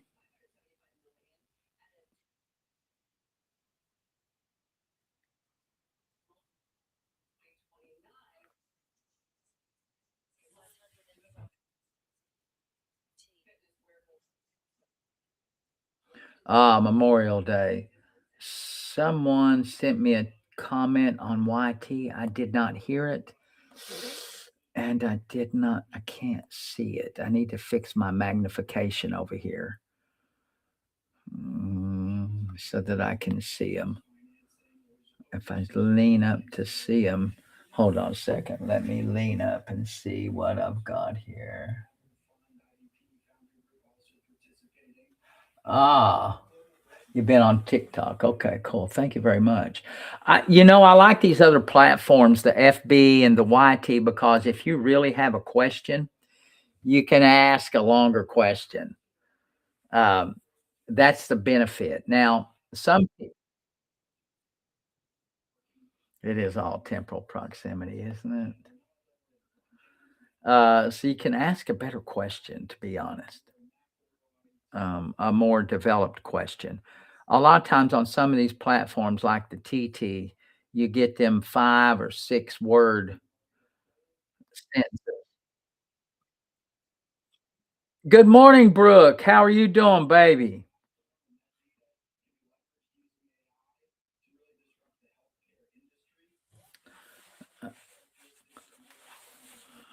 Did you get things straightened out, Brooke, with that issue you had?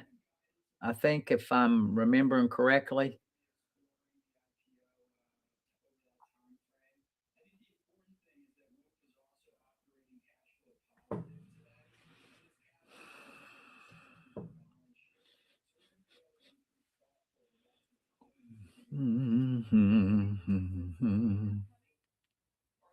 I don't know why my daughter did. Oh, they're out on spring break. I'm wondering why my daughter never called this morning, but they're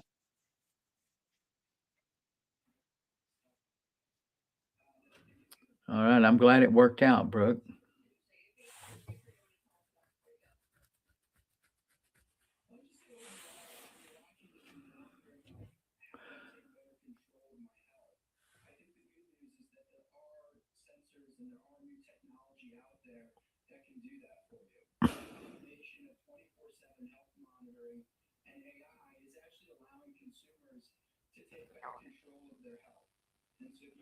I just don't know if that some dude on here is talking about 24/7 health monitoring.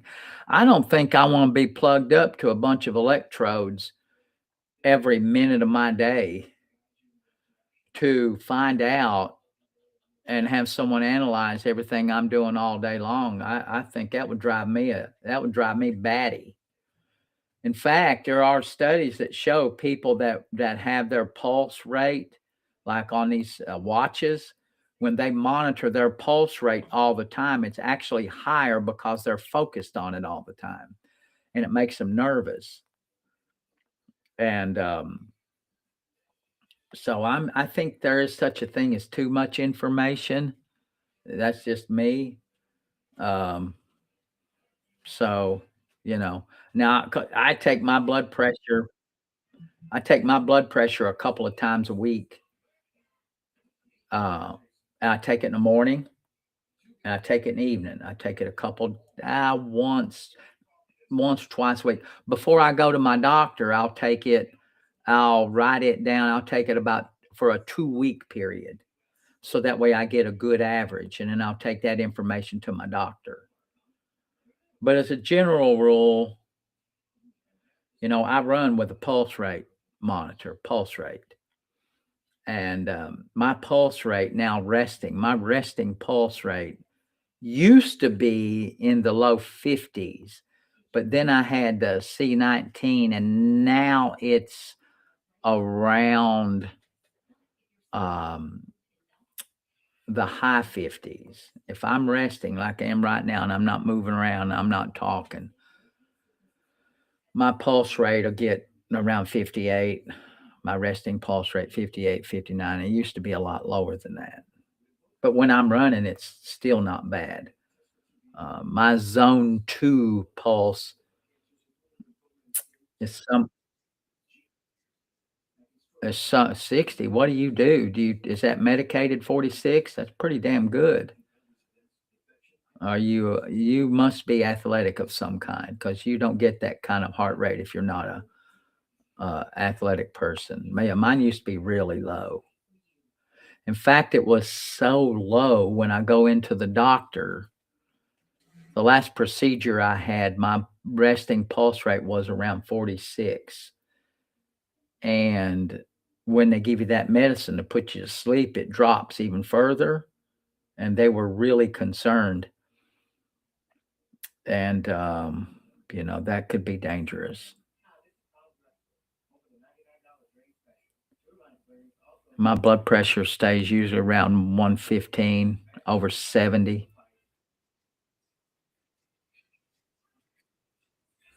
Yeah.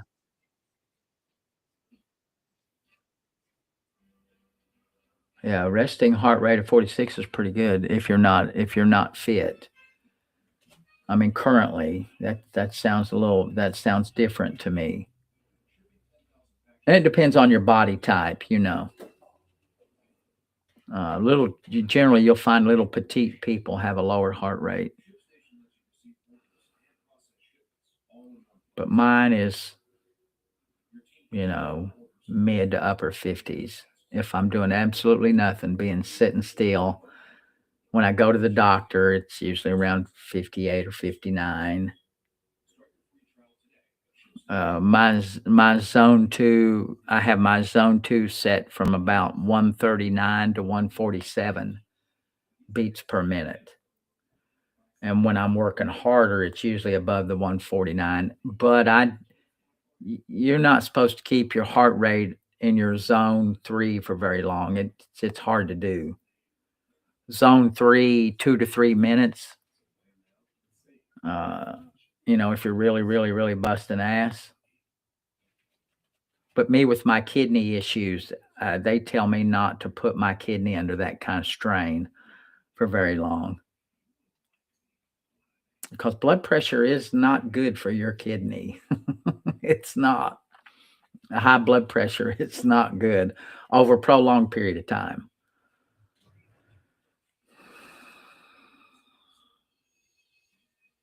But again, I'm not a medical doctor. I am a doctor, though, just not a medical doctor. What's up, Tim? How are you? Guys, let's chat about you, chat about your life. Let's ask a question. It's chilly back here in my office. We turned our heat off the other day. Woo wee, it's getting chilly. I may cut it back on.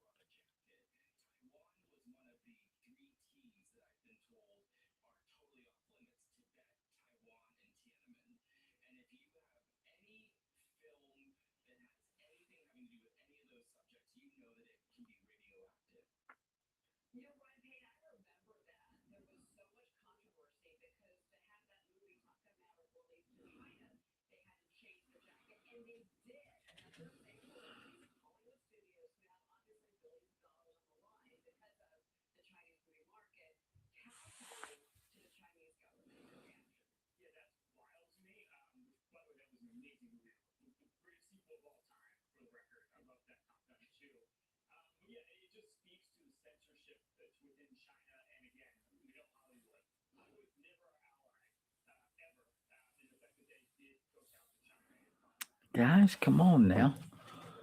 We're just sitting here looking at each other, and that ain't good. I'd like for everybody to get something out of these um, streams because this one will live forever.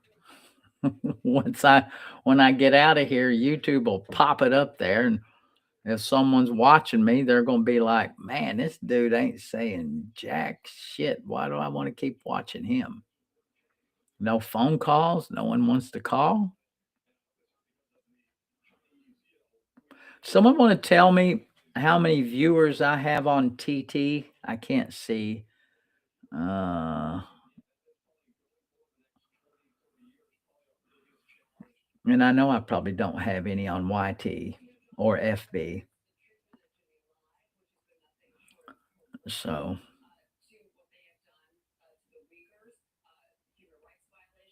Thank you guys for the shares and the follows. Love it, love it, love it. And subscribe, fellas. Subscribe to my channel. Oh, 74 Jasmine.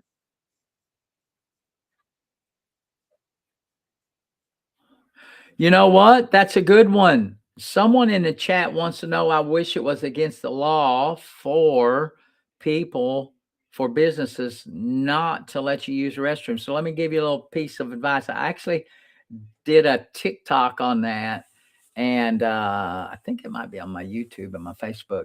There are laws in about 16 different states that say if you have a medical condition, once you make that store personnel aware of your medical condition, if they do not allow you to use the restroom and you have an accident that is likely to embarrass you or cause you humiliation and shame, you can sue. There was a lady that had a daughter. She was a young kid. She had some type of verifiable medical condition. And I can't remember the name of the store. It wasn't any of the big stores, it was a smaller store. They would not allow her to use the restroom. And the poor little thing had an accident. They subsequently sued their ass and collected a lot of money. But you have to put them on notice. You have to have a verifiable condition. And generally, a lot of these stores do have restrooms. But it's going to take you some time and money to sue. Most people wouldn't sue. But well, if you still have to go, you're tough shit, buddy. Um, you know, I would say to you, plan a little better. I have kidney disease, and I I have a chronic kidney disease, and when I have to go, I got to go, and I will normally explain to the store. They have to provide them. They literally, Joseph, tough shit. They do have to provide restrooms for workers, but this is not what we're talking about. We're talking about patrons or customers. I have, and this is normally the way that I'll say it. If I don't see a public restroom, I'll go to somebody that looks like a manager and I'll say, "Hey, you know, I have a kidney disease. I have kidney issues and I really need to use the restroom." A few times they have said, "No, we don't have any public restrooms." And then when they say that, I will say, "Listen, I really have to go. And if you don't allow me to use your restroom, you're going to be cleaning up a mess." I said, "It's that simple. You let me use it or you go clean up a mess." And I usually get to use it. I mean, and that's the way we got to raise hell. You just got to say, "Listen, I need to go. If you don't allow me to use your restroom, you're going to be cleaning up a mess." I say it's that simple. And usually they'll let you use it. But a lot of people will use restrooms nowadays to get their fix, you know, illegal substances and stuff like that. But there are laws on the books if you have a condition. I can't remember the name. They named it after the little girl. And there's like 12 or 15 states that have that particular law. I can't remember what it is. It's like Amber's Law.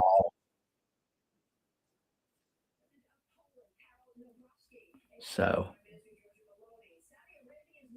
yeah, a lot of these stores don't like it because, there's some illegal activity that go on in these bathrooms and it's unsafe for the workers. So I do understand why they don't.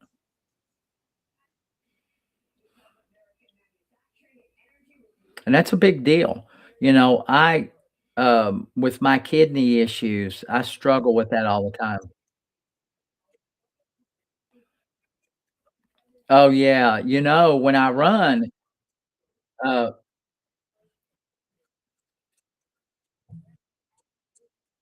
yeah, codes or keys.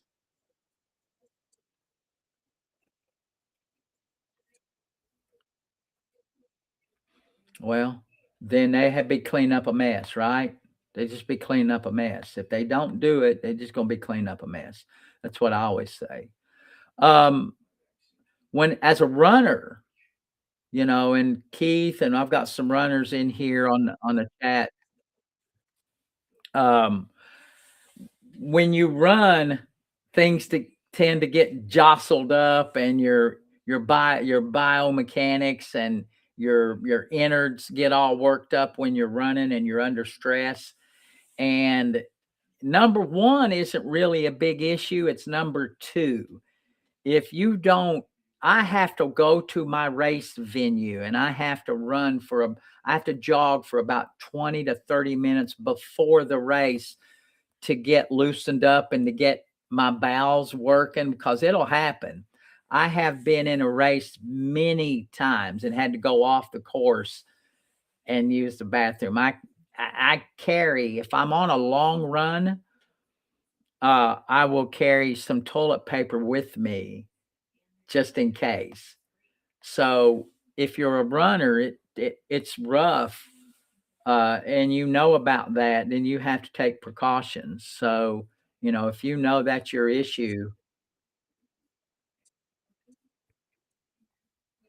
yeah, and you know what that's like. I get anxiety too when I'm running a race. Uh, the more consistent you are with your program, the easier that is to gauge, right? The bathroom habits. But if you don't run regularly every day when you're in a race situation, a lot of that stuff doesn't get regulated right. And uh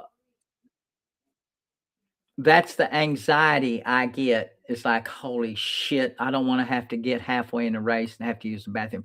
Now, some places have porta potties along the way if it's a longer race, but even that sometimes, porta potties sometimes are a half mile between or a mile away, and I always check out the race course before I go anywhere because that way I'll know if I have to use the bathroom, I'll dip into a restaurant or something like that. Um Or if you're pregnant, yes, if you're visibly pregnant, I don't know any store that would not that would refuse you access. I just can't imagine that. But I have gone off a race course many times and used the bathroom underneath a bridge or, I was in a half marathon in Lexington. I was in Yeah, I hate it because it screws your time up. I ran off the course during a half marathon in Lexington and went into an old abandoned barn, and I'm pretty sure there were cameras on my naked ass. And, but, when you gotta go, you gotta go, and it cost me about 4 minutes off my time, but, I couldn't help it. And, man, I was in a groove too. I was running about 8:50 a mile.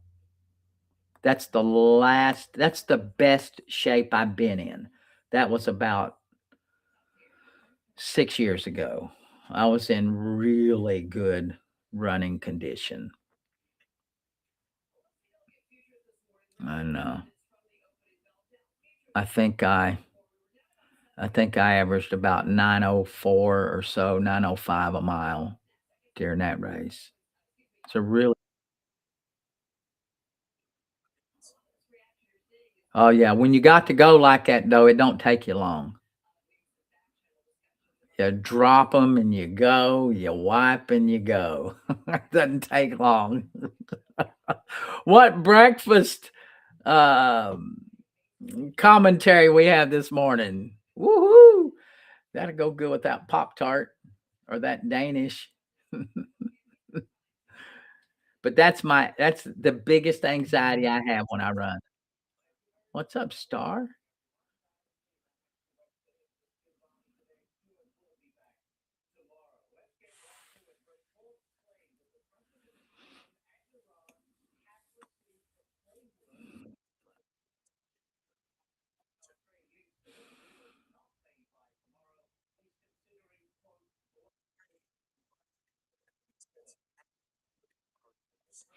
Biscuits, gravy, and orange juice, good job. I can't do biscuits and gravy in the mornings. It's too heavy, too much carbs. I can't do it. Makes you want to sleep. It's just a bad way to start my day. I won't eat gravy anymore. And I try to keep my bread down. Now I did have a little slice of cake, but I'm gonna get out and I'm gonna do about 5 miles here in another hour or so.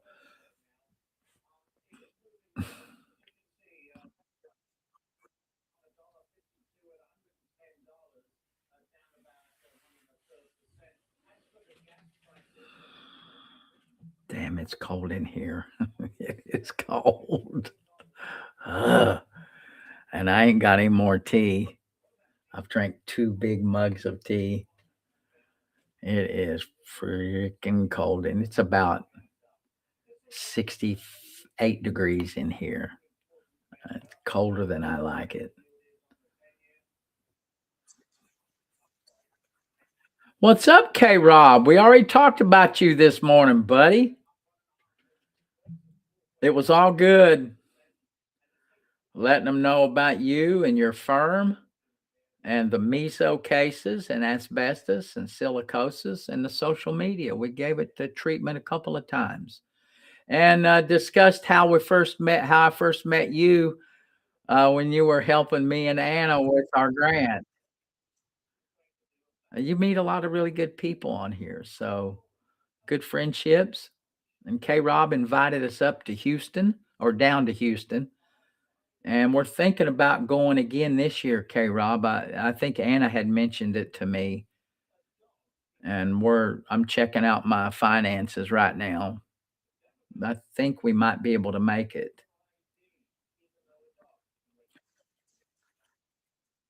I'd need to know about the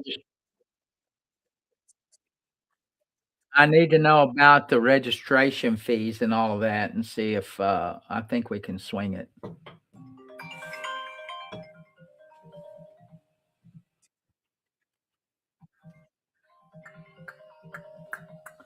You know, yeah, a lot of times when I run, I have to wear a cotton t-shirt underneath my running shirts because those running shirts will rub your daggone nipplies raw and it is painful. So I usually put a cotton t-shirt underneath or I'll run in cotton.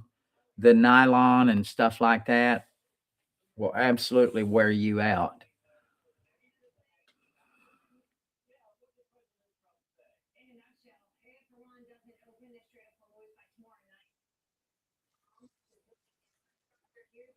Yeah, a really light, thin cotton shirt.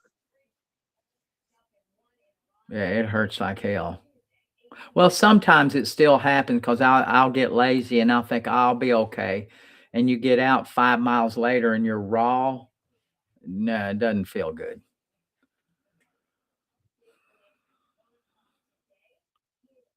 That's yeah, that's something you don't talk about in polite society. But if you're a runner, if you run a lot, runners can understand that. Tho- Those mesh, those mesh shirts, uh-uh. I don't run in those mesh shirts anymore because those will eat you up.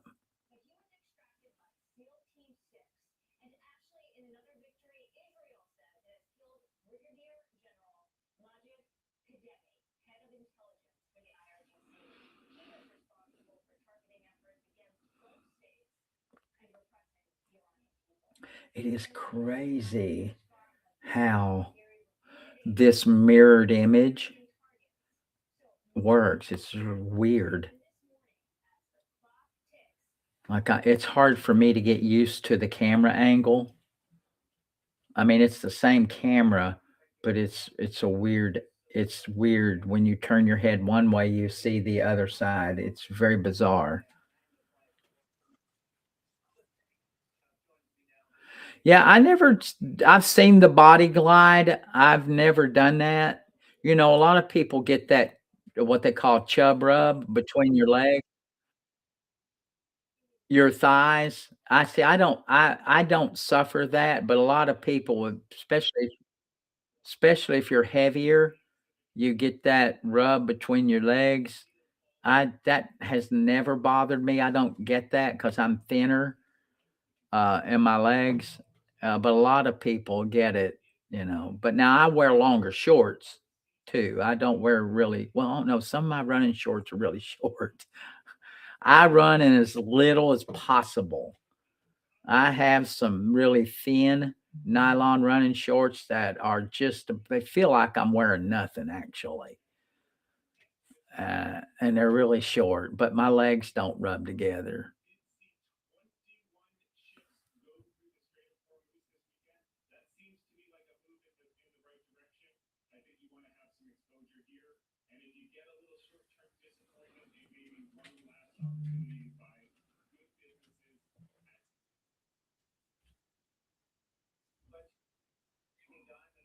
I can't do jogging pants. I feel like I'm being weighted down. Now, this morning, I've got a pair of jogging pants on right now that I'm probably going to wear because it's cold.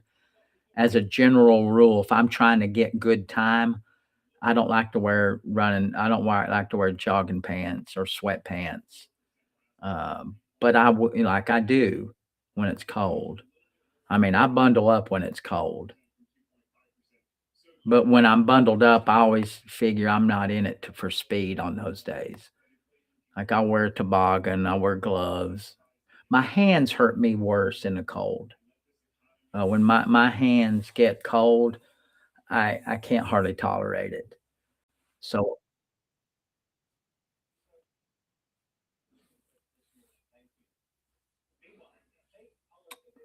bodybuilding is a whole different kind of training.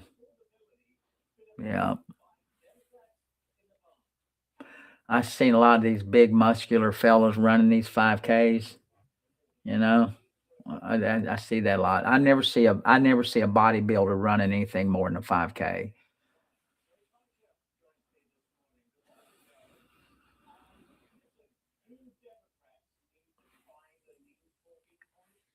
I like 5Ks. That's probably my favorite. And I kind of got where I can enjoy a 10K now. I'm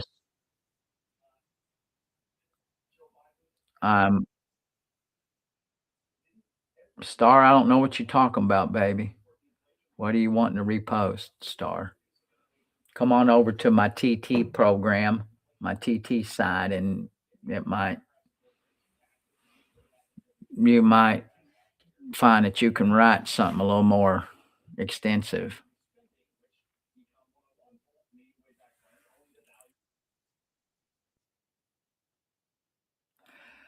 I've um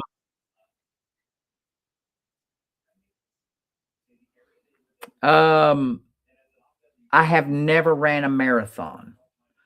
Um, I would have liked to have done that back in my 30s and maybe my 40s, but now with my kidney not doing so well, a marathon would not be good for my overall health.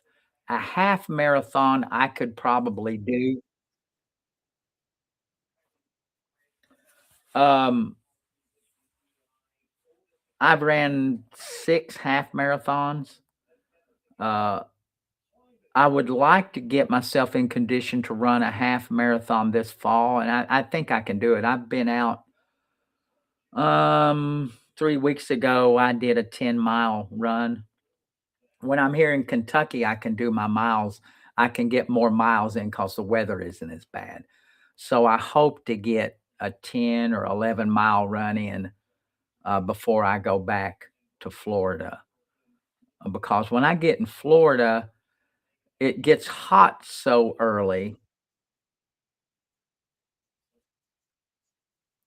It's hard to it's hard to get a lot of miles if you don't like the heat. You know, you get up about 6:30 and by 8 o'clock, it's already 80 degrees, and I don't do well. I can't do well anymore in the heat. It's not good for me, so last year, though, I was knocking down 10, 11 miles, but again, it's hard to do, and I don't run in the evenings anymore. Um, I haven't had an evening run probably in 10 years.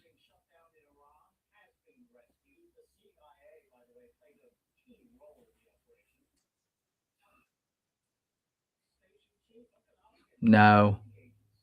When I see these young people out now, I used to think nothing of it when I was in my 20s and 30s. 85, 90-degree weather, get out.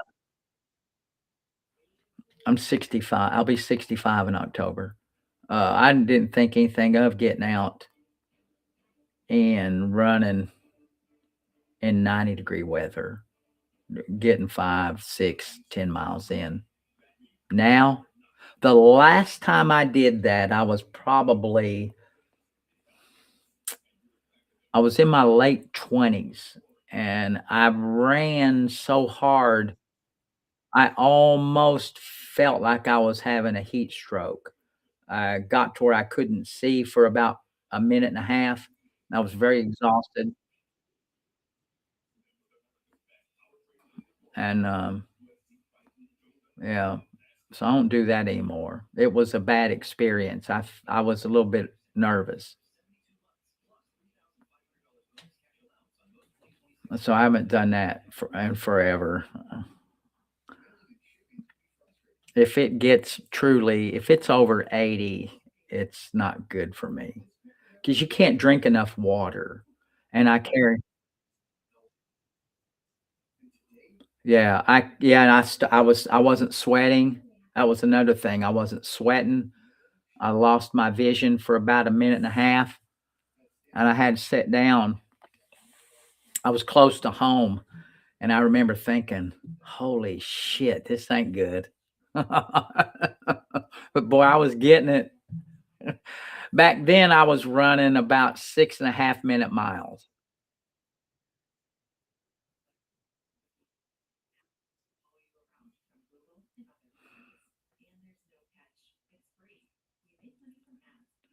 So, I don't do that anymore. 80 degrees is my limit, and when I'm in Florida, it gets when I was visiting K-Rob there in Houston. Yeah, I was What's up, Jordan? K-Rob had invited us down to Houston last year, and so I always take my running stuff with me, my shoes and my watch and stuff, and I said, "I think I'm gonna get some miles in," and he said to me, "You unless you've run in this kind of humidity in Houston, you have never experienced it." And I thought, "Well, I've run in some pretty tough weather." I'm telling you right now, I ran 4 miles, and at that point, I was consistently running 6 to 10 miles. I ran 4. After the 2nd mile, I was as sweaty and hot, and I was sucking some wind because the air was really heavy. It was bad. Only one other time had I experienced that type of humidity. I was up in, the Smokies and had ran with a buddy of mine. We went out for a long run up in the mountain. It was so bad. We got lost up in the mountain. We got up in the mountains, and it was bad.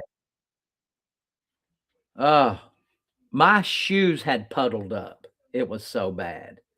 I mean, literally, I had water, and I don't sweat a lot, but gosh almighty, man, my shoes had water in them, and, I had to stop at 4 miles. Now, when I was in Tennessee, when I got lost, well, me and a buddy went running. We was on a trip with some young kids, and we took the morning, and our GPS stopped working. We didn't know where the hell we were. We were up in the mountains running around. We had to flag down there was a delivery, a flower, FTD floral truck up there, and we had to flag him down, and he had to escort us off of the area that we was at so we could get back down to our hotel. We were out for about an hour and a half. It was miserable.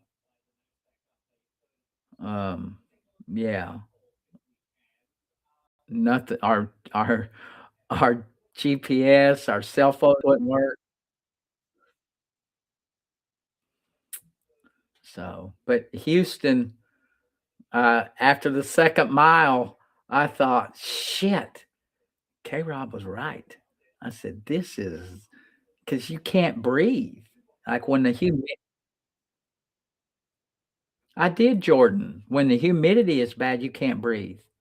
It truly, you are sucking air. It is hard to breathe.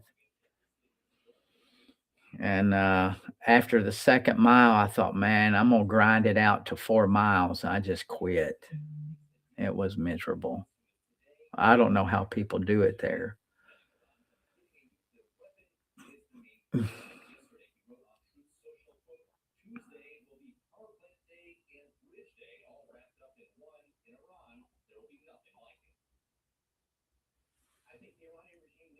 Oh, people's, oh my God, people's losing their mind over President Trump's Truth Social post, which is just embarrassing.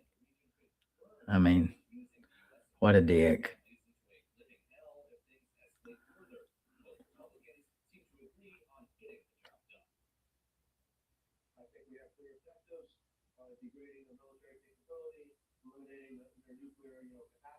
Guys, come on now. Boy, it has been quiet. Usually I'm getting 1,000 questions. I'm getting nothing. You all are doing nothing. Nothing, I say.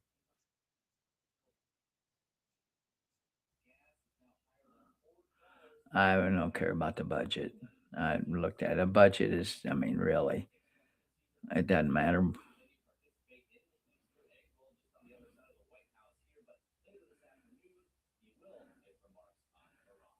It is 20 minutes after 9.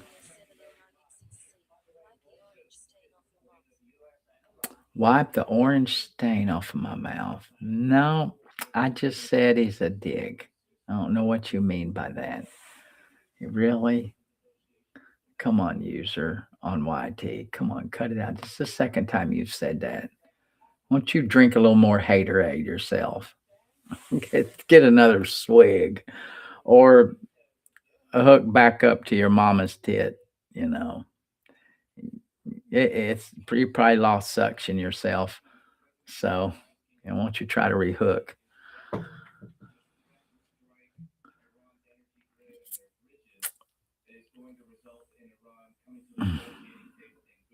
Guys, tap, share, follow, subscribe. I've got a newsletter, guys.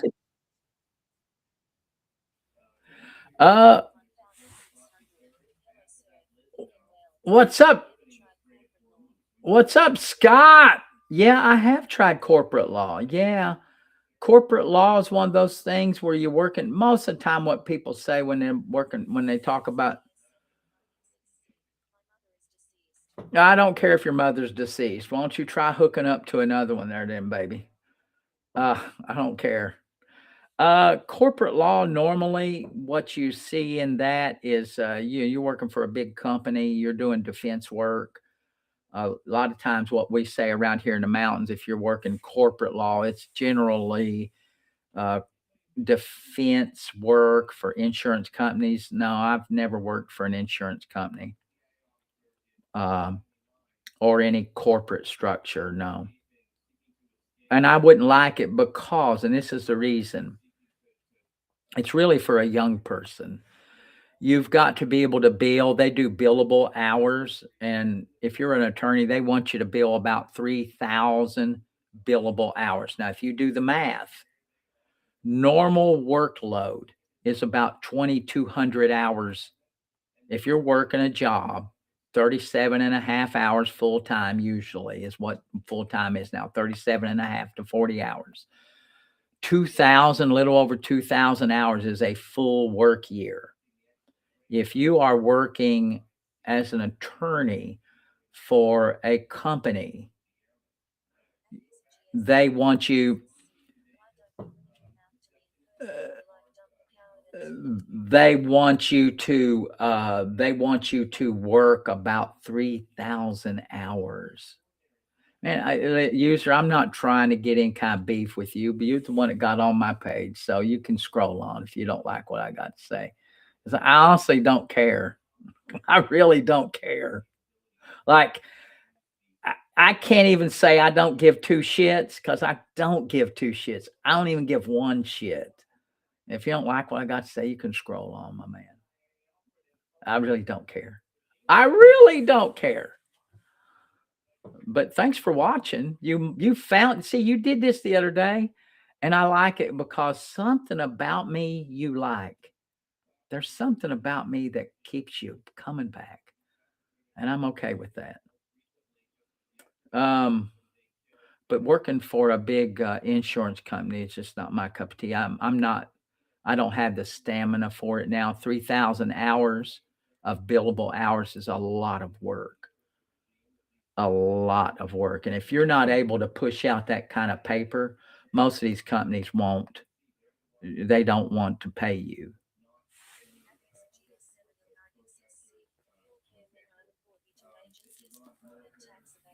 Oh, you go right ahead, agencies for fraud and tax evasion. I never committed fraud in my life. You go right ahead. Tax evasion, go right ahead. Oh, if only you knew.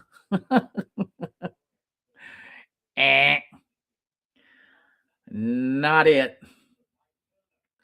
Fraud and tax evasion. I love you, user, whoever you are. You're just angry. I would advise user that you probably go to church.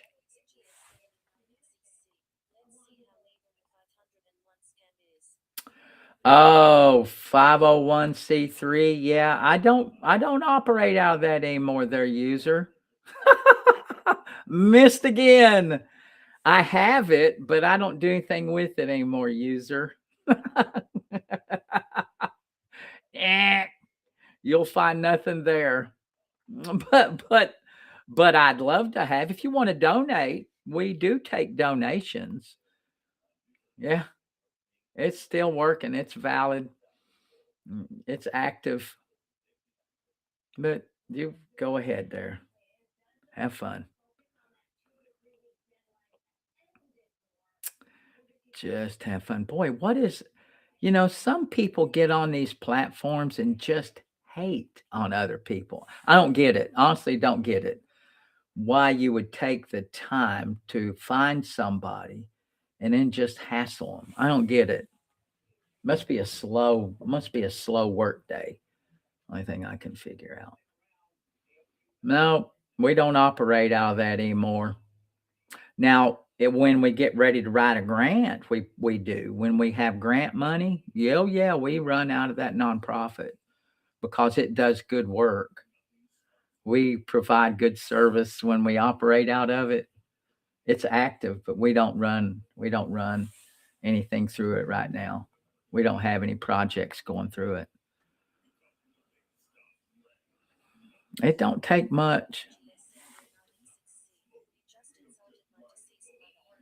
I'm sorry about your deceased mother. I really am. I'm really sorry. No, I didn't insult your mother. I insulted you, not your mother.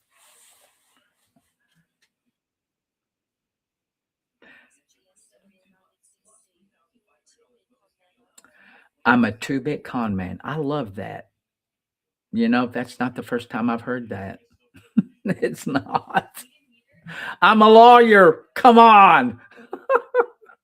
What do you think? User, come on, stop it. And you got a name like User. What's up? What's up, Ginger? Yes, breakfast is all done. We've got someone on YouTube that is just angry. They are angry at something. I guess it's me. I don't know. I have that way. I have that effect on people. My mother used to tell me that, and she's passed away. She's deceased.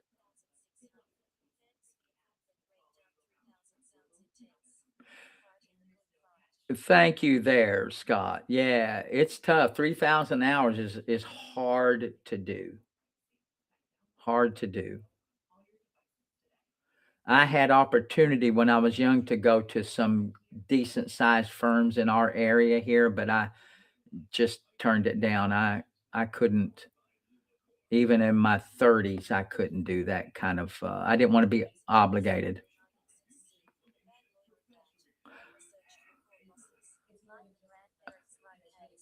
No, you've researched my court losses. See, you don't lose a case in court. You actually don't lose a case. I never consider that I lose any cases.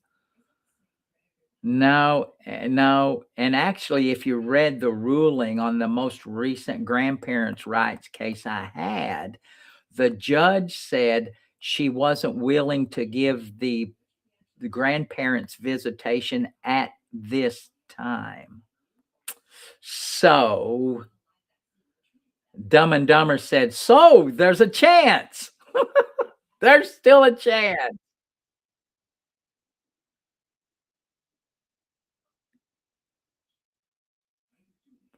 No, I don't care what your grandma says. I'm not drumming up business. See, that's where everybody don't understand. I'm semi-retired.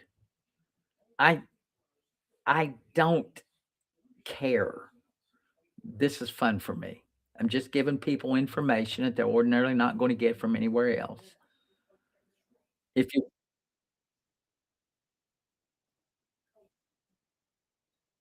And there's a lot of lawyers on social media now.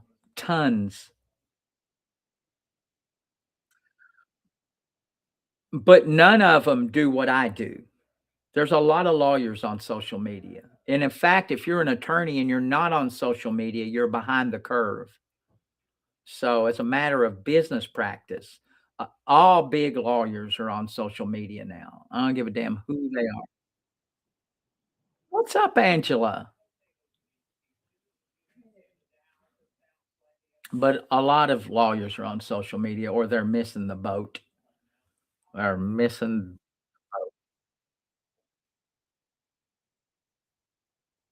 Yeah, yeah, Granny is behind the eight ball. But my mama said, yeah, my mama said, but mama said.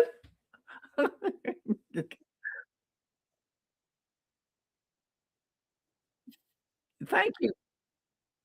Thank you, Kristen, Indiana. I'm glad you like the background. I fixed the mirrored image, so hopefully you all can see it. I got my buddy Superman with me over here. Woohoo! Over here. Although I need me a Spider-Man figurine. Superman is a good one, but Spider-Man was my favorite superhero. So what I do here, well, yeah, what I do here is just something for me. I enjoy it. I think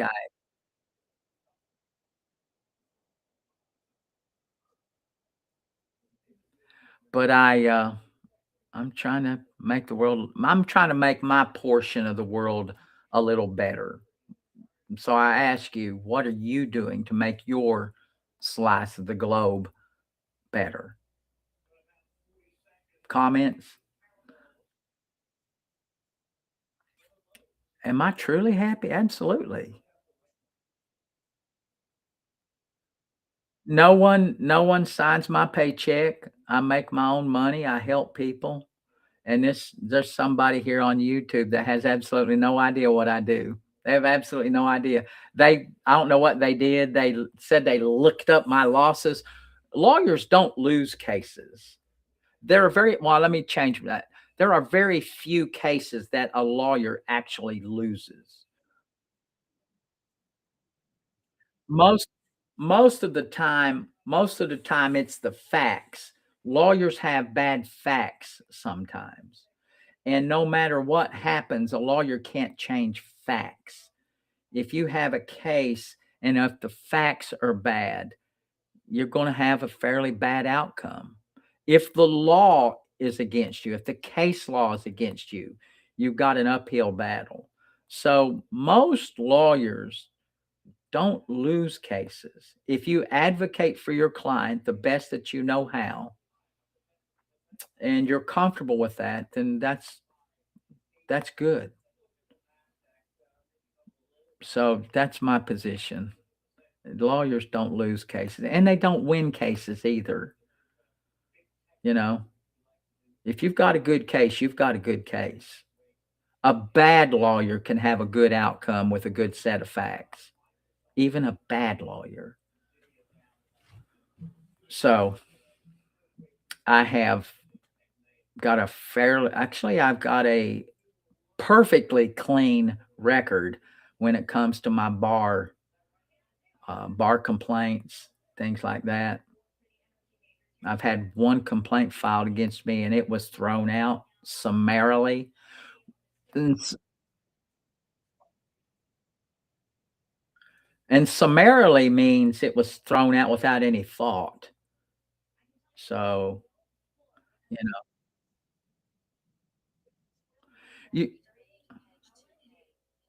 what's up, Renita? Thank you very much, Rita, for looking in on me. Can you twist facts? I don't know what you mean by twist facts. You can put facts in a different light if that's what you mean by twist. So there are two ways of looking at things. Almost any set of facts, you can find another way to look at them. That's not twisting facts. That's just putting them in a different light. So, you know, but it really just comes down to facts and the law. If you've got a good set of facts, and if the law's on your side, you're going to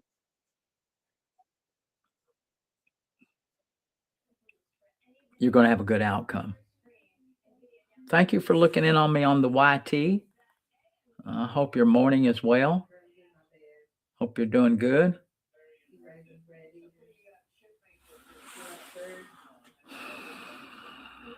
Uh-oh. I hear my granddaughter. She's up. And Granite is up. They're all up now. So I told, oh, thank you for the hair compliment. I was afraid that it wouldn't look very good today. I had to comb the shit out of it or brush it. Usually when I'm running, if it's a running day, I don't shower in the morning. I showered yesterday evening, and so I'm gonna put my running stuff on hopefully around 10:30. I'll get out on the road. I told my granddaughter I would make her some oatmeal. So she's about ready to get up. And I've had a good morning so far, guys. Thank you very much for participating. What's up, devils? Thank you. And I've had my morning regimen of medicine and supplements. So I think we're good.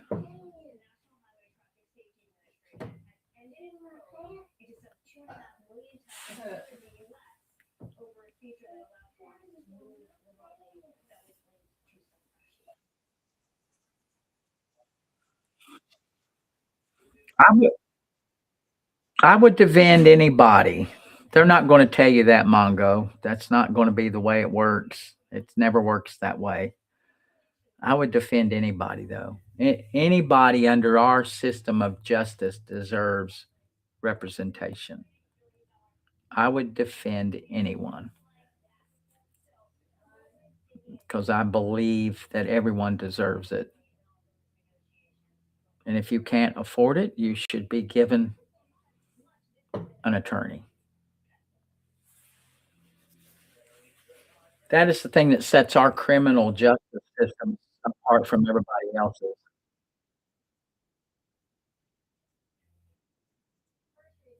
I do I do care about my client.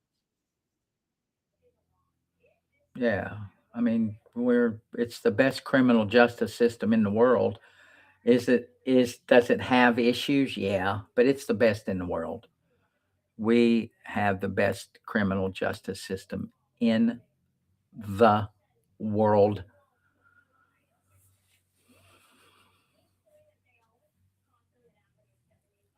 So yeah, I would represent anybody.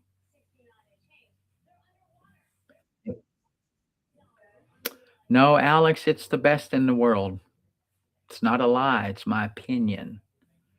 The best. No, Alex, I think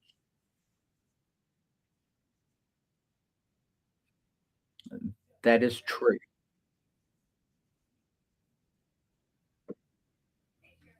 There you go, Mongo. Yep, it happens.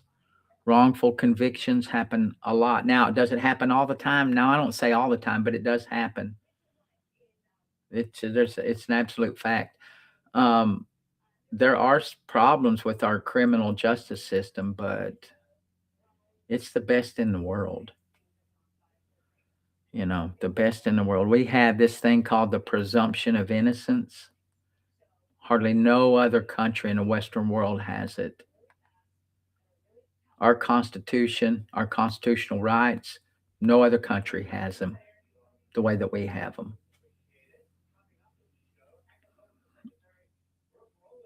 And if you think otherwise, I would commend you to any other country that you think is better. Oh, is that my girl? I love you. Where's Grandma at? In the bathroom. Do you want me to fix you some oatmeal? Go on in there and sit down. I'll fix you. I'll be in there in just a jiffy, okay? Okay. I love my girl. I want to go see Grandma. Well, go see Grandma.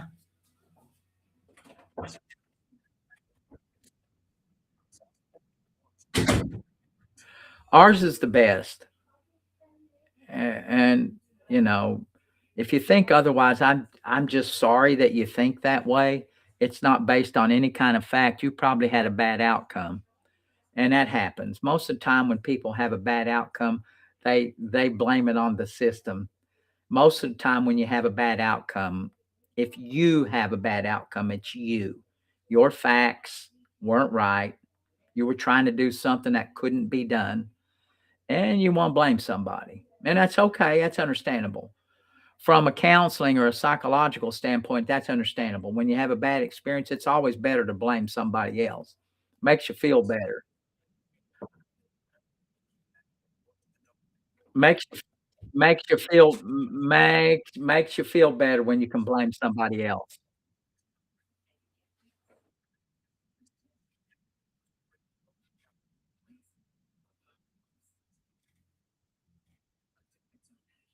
Nah, you're wrong about that. All rated Denmark, Sweden, Norway. Nah, you go over those countries and you try pulling some of the shit that gets pulled here.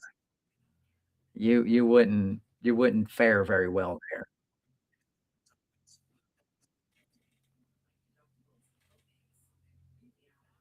No, you're wrong on that one too.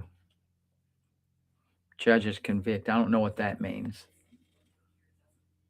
If you have a jury trial, it's not the judge that convicts you. You kind of got that wrong.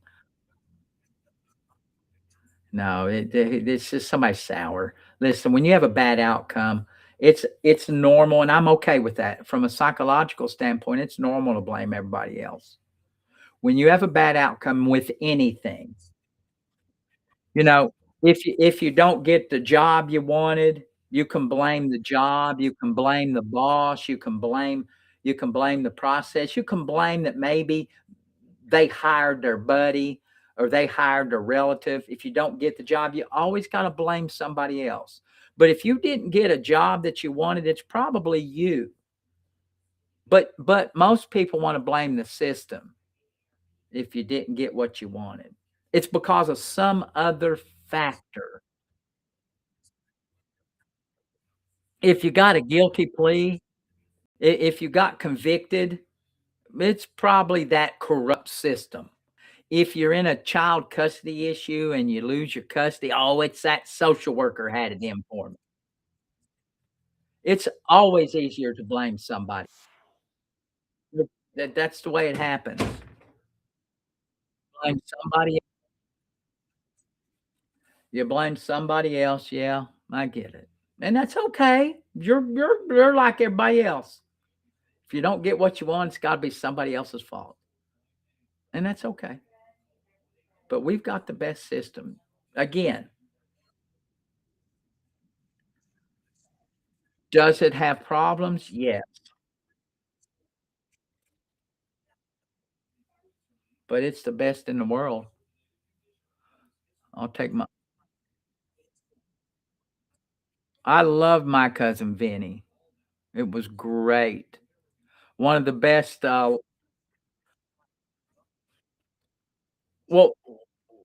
why the hell would you want a bench trial? I mean, if you ask for a bench trial, that's exactly what you get. I have never asked for a bench trial, even when I thought I was 100% correct on the law. I never have ever asked for a bench trial. That's silly. It's absolutely silly that you would do that. So there you go. There's no way I'd do that. I would much rather take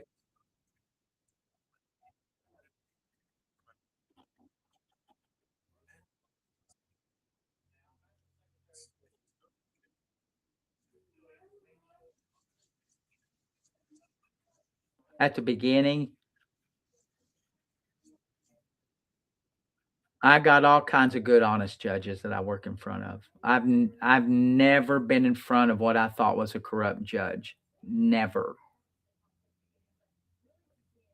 But you had a bad outcome, so it's normal. It's normal that you blame everybody else. It's normal, and that's okay. You do you, man.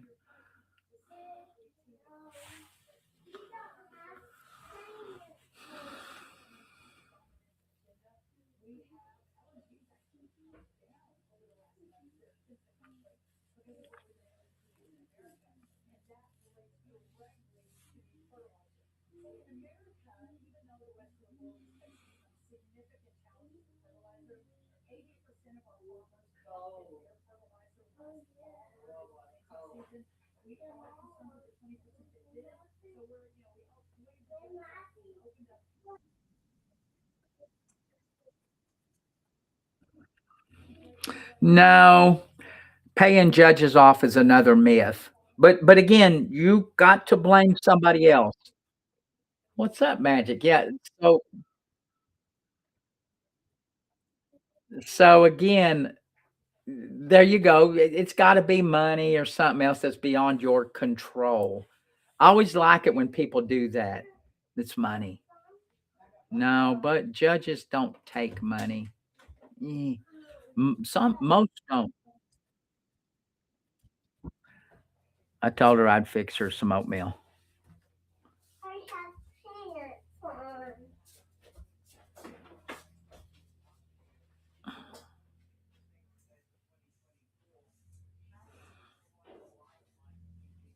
Yeah, hell.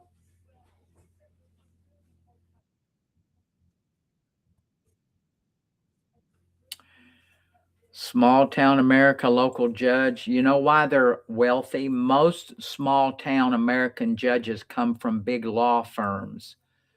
They practiced law before they was a judge. That's how. They got their money and then they don't need the money anymore, so they try to sit on the bench. That's normally the way it works.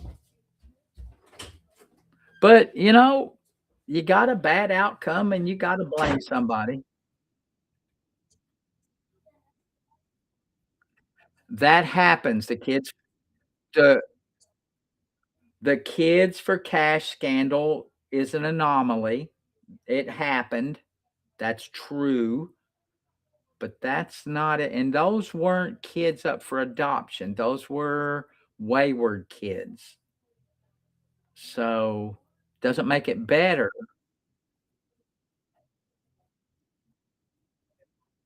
Yeah, that trial in Letcher County, yeah, it's going to be a good one. But I think that sheriff is going to go away for a long time.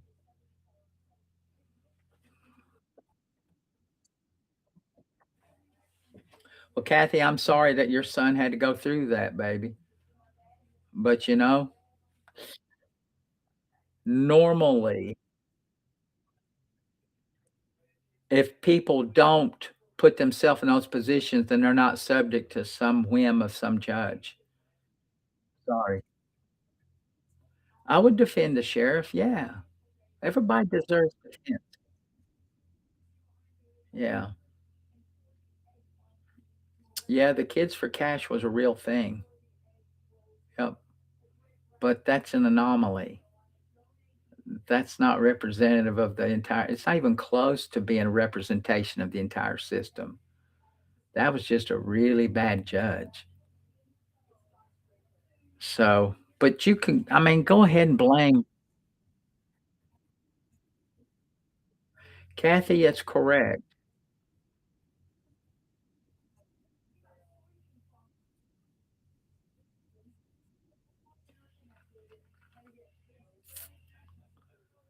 Yeah, if you don't put yourself in those kind of positions, though, you don't give someone an opportunity to take a poke at you. That's why I tell people all the time, if you don't put yourself in a position to get poked at, there ain't nobody gonna poke at you, you know? If you don't get out at 2 o'clock in the morning and you don't give that cop an opportunity to poke at you.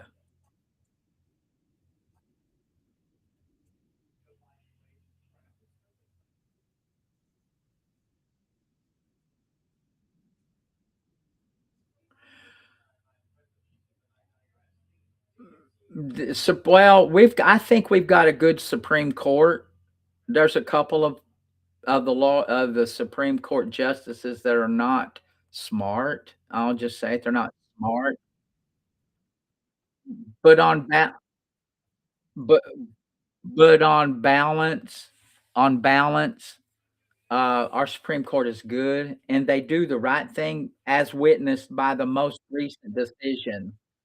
The most recent decision was 8-1, 8-1, and, they come more often than not, they all reach the right conclusion.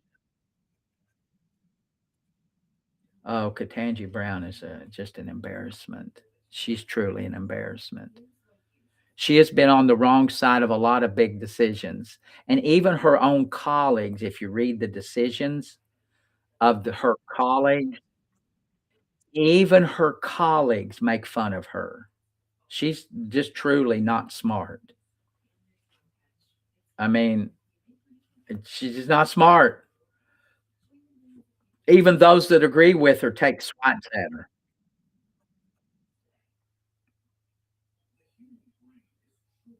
So, but on balance, the Supreme Court gets it right.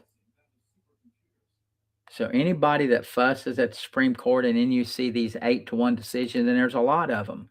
A lot of times they're, you know, um, Anthony Scalia. Scalia was good. Um, you see these 7-2, 8-1 decisions. Those happen a lot. So I have faith in the Supreme Court.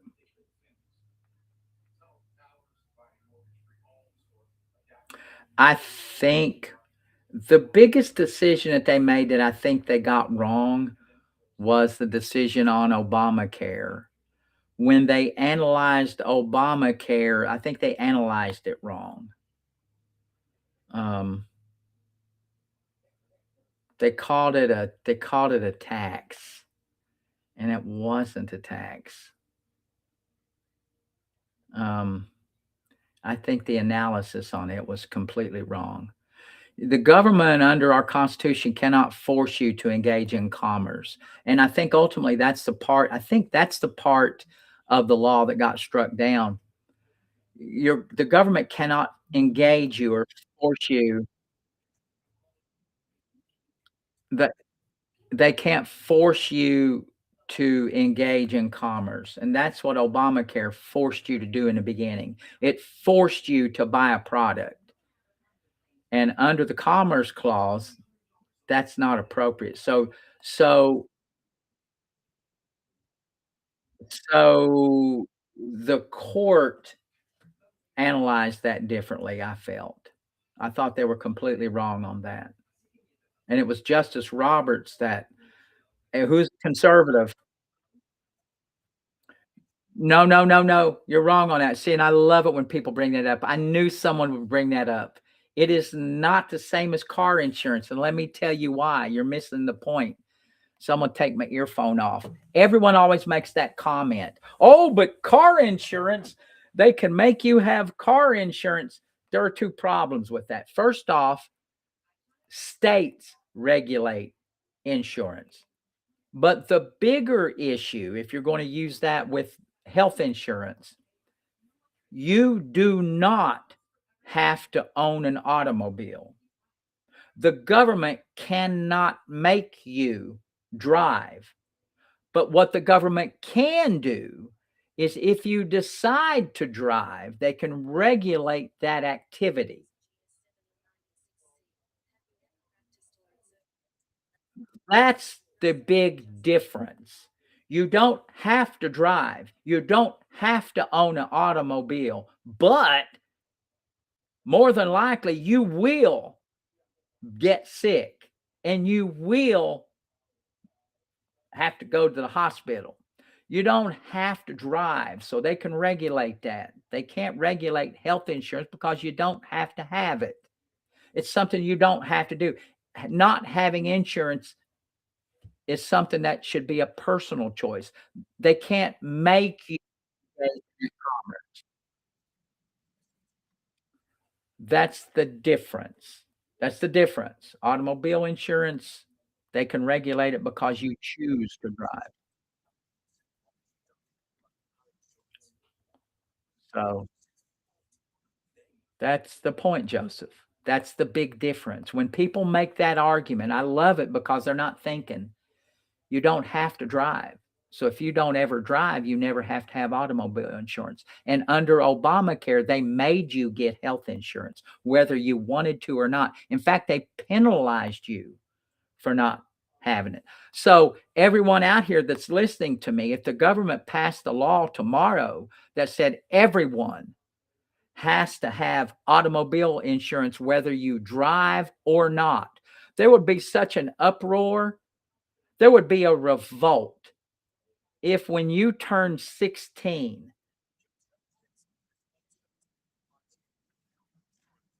if you were 16 and they passed a law that said everyone over the age of 16 has to have automobile insurance, whether you drive or not, and if you don't, we're going to find the shit out of you.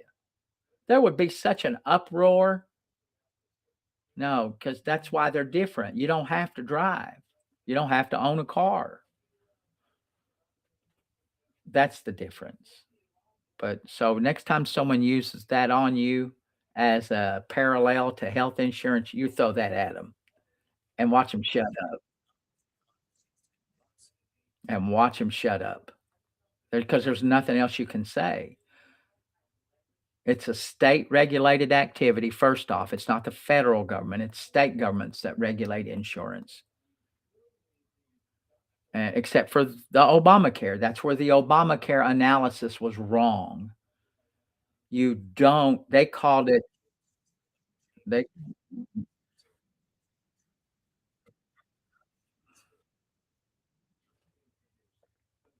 so that's the difference. Glad I could help. That's the flawed argument in the Obamacare.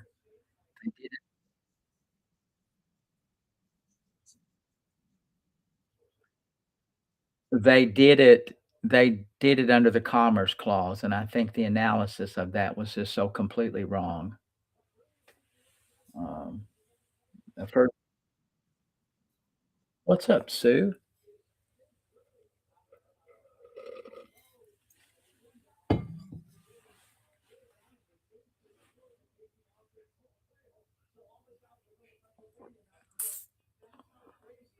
All right, guys, I'm about ready to wrap it up. I'm gonna go in, fix some oatmeal for my grandbaby. I might leave you on this platform, but keep you on TikTok and transfer over on my TikTok.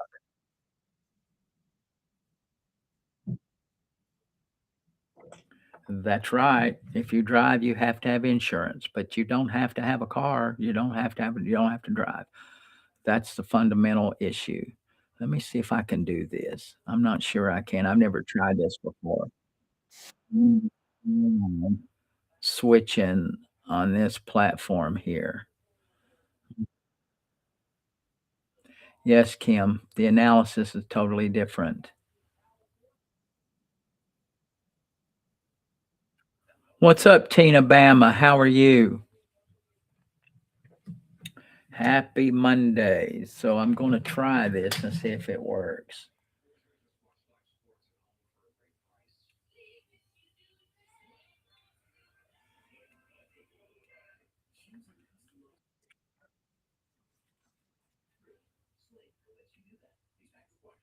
I'm going to transfer. Let's see if I can do the TikTok from here. I might be able to switch it over. And if I can, that would be cool.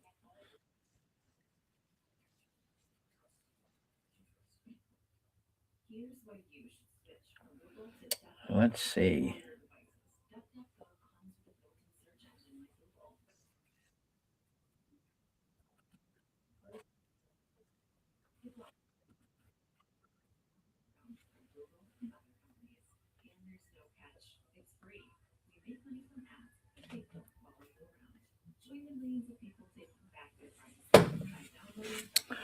All right. So I'm not live on my restream. Somebody let me know that I'm still up on my TT. Guys, I'm going to head out of here. Thank you for showing up. And remember, fellas, if you're looking in on me still on the YT and the FB, if life and law collide in your world, what are you supposed to do, guys? You know, give me a holler and then book a call. So until Wednesday. Now, don't forget, if you're following me on FB and YT, I got that podcast. TT, still hang around because I'm still going to get in there and fix some oatmeal for my grandbaby. But right now, I'm going to leave these other two platforms, fellas. Thank you very much. Give me a holler if you've got an issue. I'd love to help you out. And don't forget, my automobile accidents are 20%. 20%. That's it.